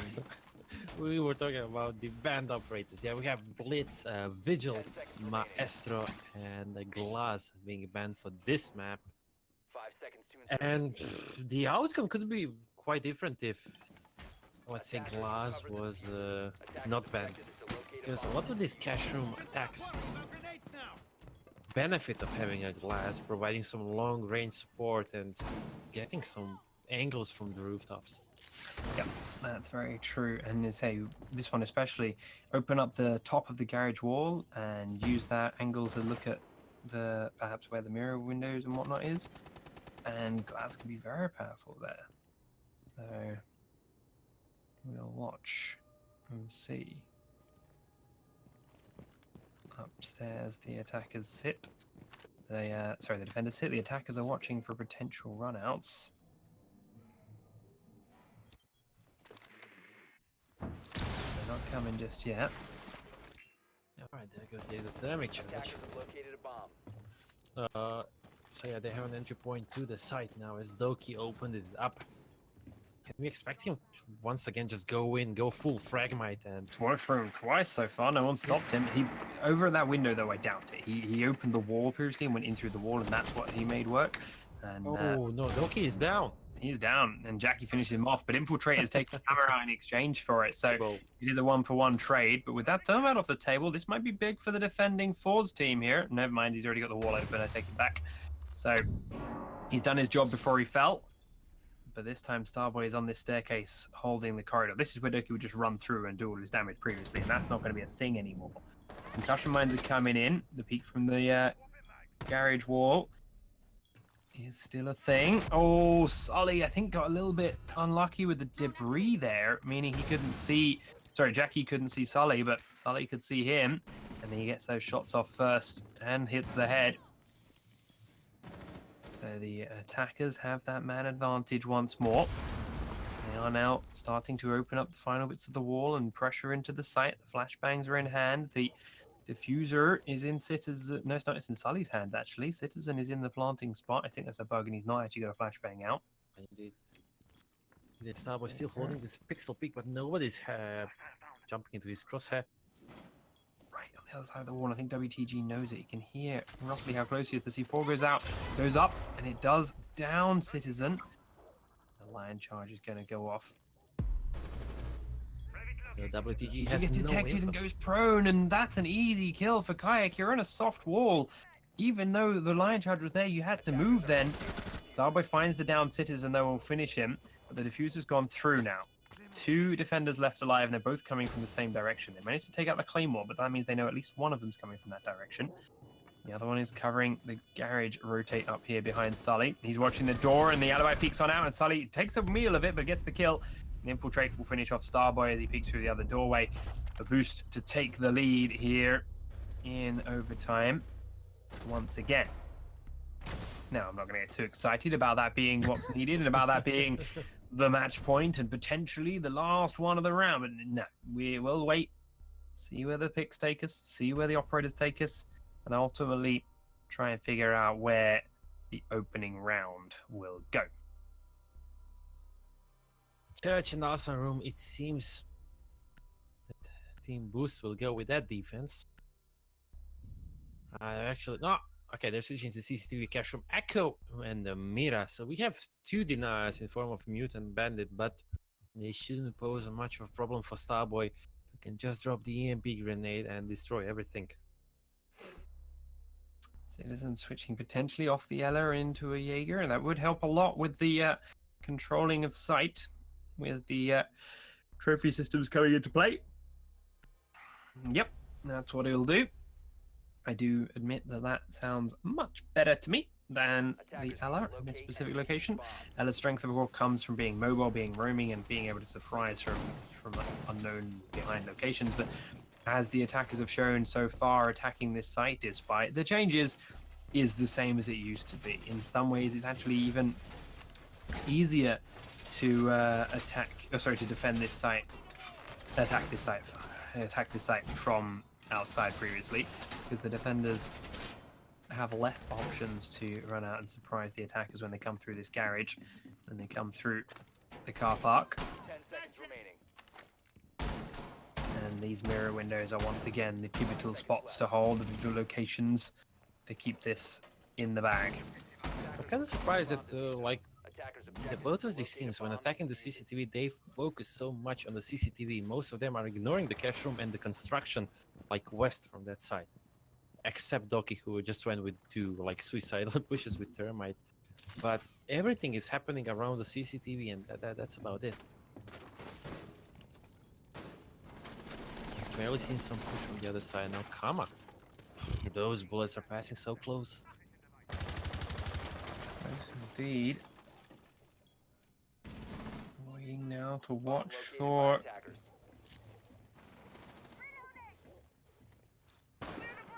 Does he see the Yokai? Not sure. No, Yokai is actually on the other side. Someone took it off. So, keeps it safe. Minute round down. Minute in the round is down. Doki's looking to aggressively run out of that door again, I think. Run out of the breach, perhaps. No, it's not breached yet. He's still trying to Bandru ticket. They're trying to get it open. Trying their best way to make it work. need Kama on the other side to provide some support with at least those Grisma grenades to help against the bandit tricking. Attackers have located a bomb. Okay, Kama and Saito, they'll actually make a push this time from the west side, and Kama opening up a huge line of sight from the bedroom, just adding a lot of pressure on the defenders. But they're not having to move, and as a result, they're comfortable just staying where they are. Opens up a couple of the walls, the phones ring. WTG thinks he might be prone under the window, but he is not. Minute left on the clock now, and the attackers haven't really made much progress here, but Sully has taken some damage behind this first mirror window. Right, it's up to Saito now to make a move from the bar and move to the cash room stairs.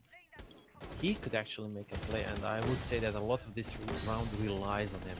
Starboy takes down Doki. The planter now is rushed in through the smoke. I believe it's WTG. He's looking for the Echo Drone, but can't see it. Can't get the plant down until he finds it. Oh, Mirror peeks out right as Starboy looks away.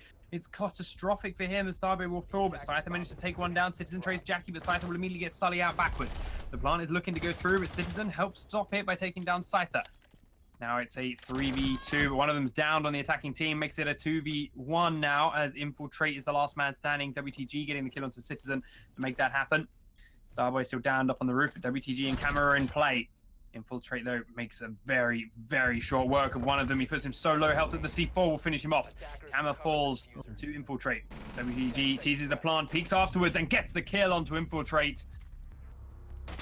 And this just keeps Continue going dragging on. out the overtime. That was very close. Infiltrate nearly had that in the bag, but a smart play there from WTG forces him to use up all those bullets. Well, it doesn't force him, but he makes him use up all those bullets through the wall. And when he does that, he knows he's safe to peek the doorway and got the kill. 10 rounds to 10. The overtime continues. Yeah, so we have played more than 30 rounds and we're not done with the map number 2. And this is it. This is what everybody was feeling about the infinite overtime. Like a fun fact, during the qualifiers we had 200 plus matches and only a few of them actually went above 20 rounds. But this is something special. These teams are like pushing it all the way. And no idea when is this going to end. So whoever wins 2 rounds in a row wins the map. If Forze wins 2 rounds in a row, they win the entire series with 2-0 score, win 3 points. If Team Boost wins 2 rounds in a row, then we're jumping into map number 3, as this is actually a best of 3 match that started more than 2 hours ago. Don't remind me. It's approaching 3 hours ago now, to be fair. Yeah, For 2 maps. So, down into the basement. Sit Forze.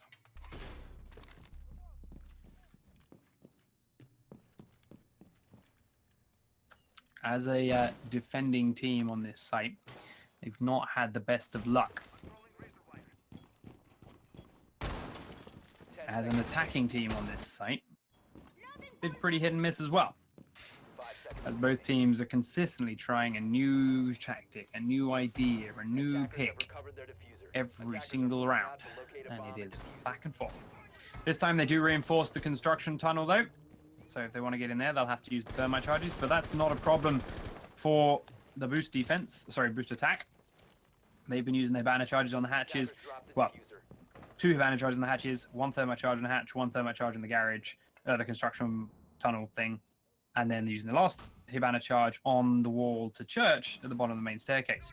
WTG, though, takes Sully out and is going to make that a damn sight harder. Now as Thatcher is off the table, if the batteries are pre-placed downstairs, that might stop such a thing. And WTG being up here in the kitchen may slow down their thermite. Kayak then being kept outside by this echo drone. Thermite's heading towards the kitchen. Looking to come inside. WTG found him. He was still a little bit concussed, but WTG timing that right. And there goes 1 hard reach, 1 support.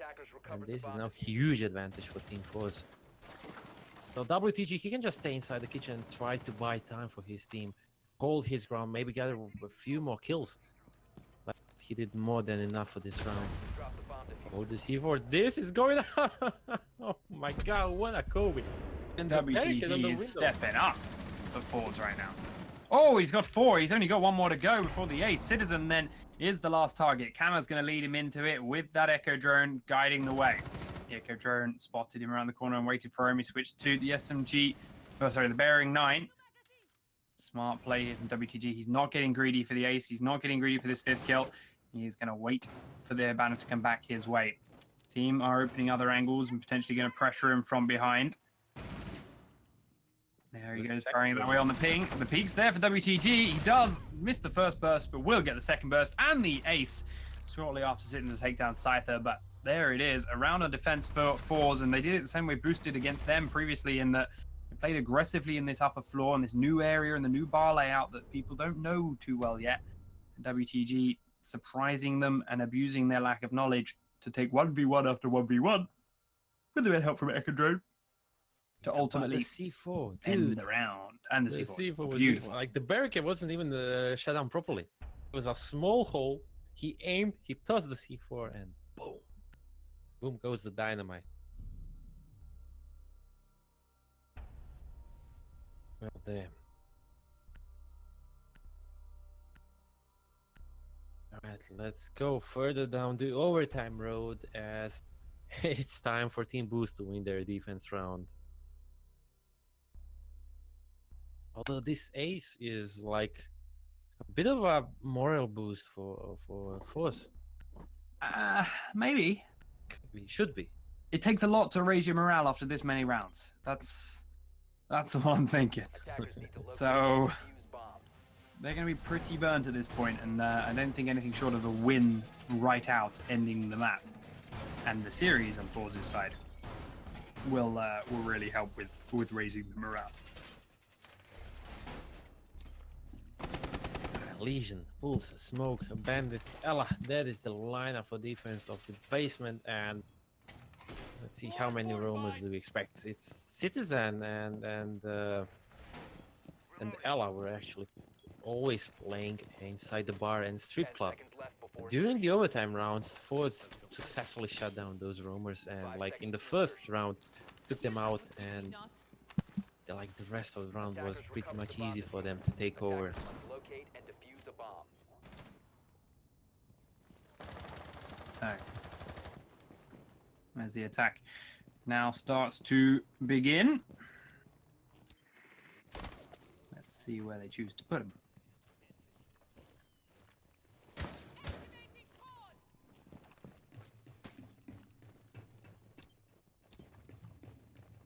There's one claim of place to cut off the rotation from garage. Swapping bags. But this time, actually, yeah, not so aggressive team boost. We see Citizen playing on the main stairs, infiltrators all the way back inside the arsenal, and Force just sending a bunch of drones trying to find positions of the enemies. There goes the second logic bomb, and Docky going for the run out. Took out Jackie by surprise. And there goes the only hard breacher. Docky gets injured, although I'm not sure. He's I'm injured, aware but of it. I was going to say that's a worthwhile trade considering it's a thermite, but for a Legion, I'm not sure. Legion can be very, very good later in the round, but the thermite is a huge, huge kill. So, yeah, we'll see how the round plays out and find out whether that thermite kill is going to be influential or not. Certainly a strong one, a strong contender for it anyway. And as you say, the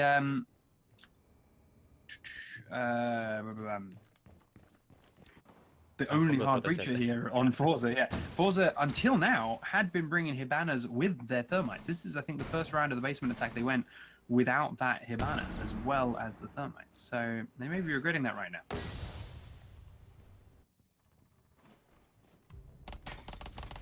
Alright, Citizen finally got killed on Starboy there with a headshot, bringing his team to a man advantage now. Sensor deployed. 1 minute on the clock so far, looking good for Team Boost. The attacker's bomb diffuser has been dropped. Kama picking up the kill into Kayak. 3v3 again now. Forza are a little bit low on the health, but they're alive. Lion Also had the C4, right? He didn't use the C4. Don't think so. Infiltrate looks to push on in towards the site again. Looks to back up his team. Does get 2 kills. WTG now has Infiltrate all alone. Infiltrate inside B. I'm not sure if they know where he is. Forze could end this right here if they do not screw it up. Infiltrate needs to kill 3 players, or at least burn down the last 15 seconds on his clock to stop the plant. But he's tagged from behind, and Scyther locks him out, ends the game, ends the series, finally breaks us free of the grasps that Clubhouse had on us. And it's time to end that series. Congratulations, Forze. It was a hard-fought victory, to say the least. But after all of that, we're done.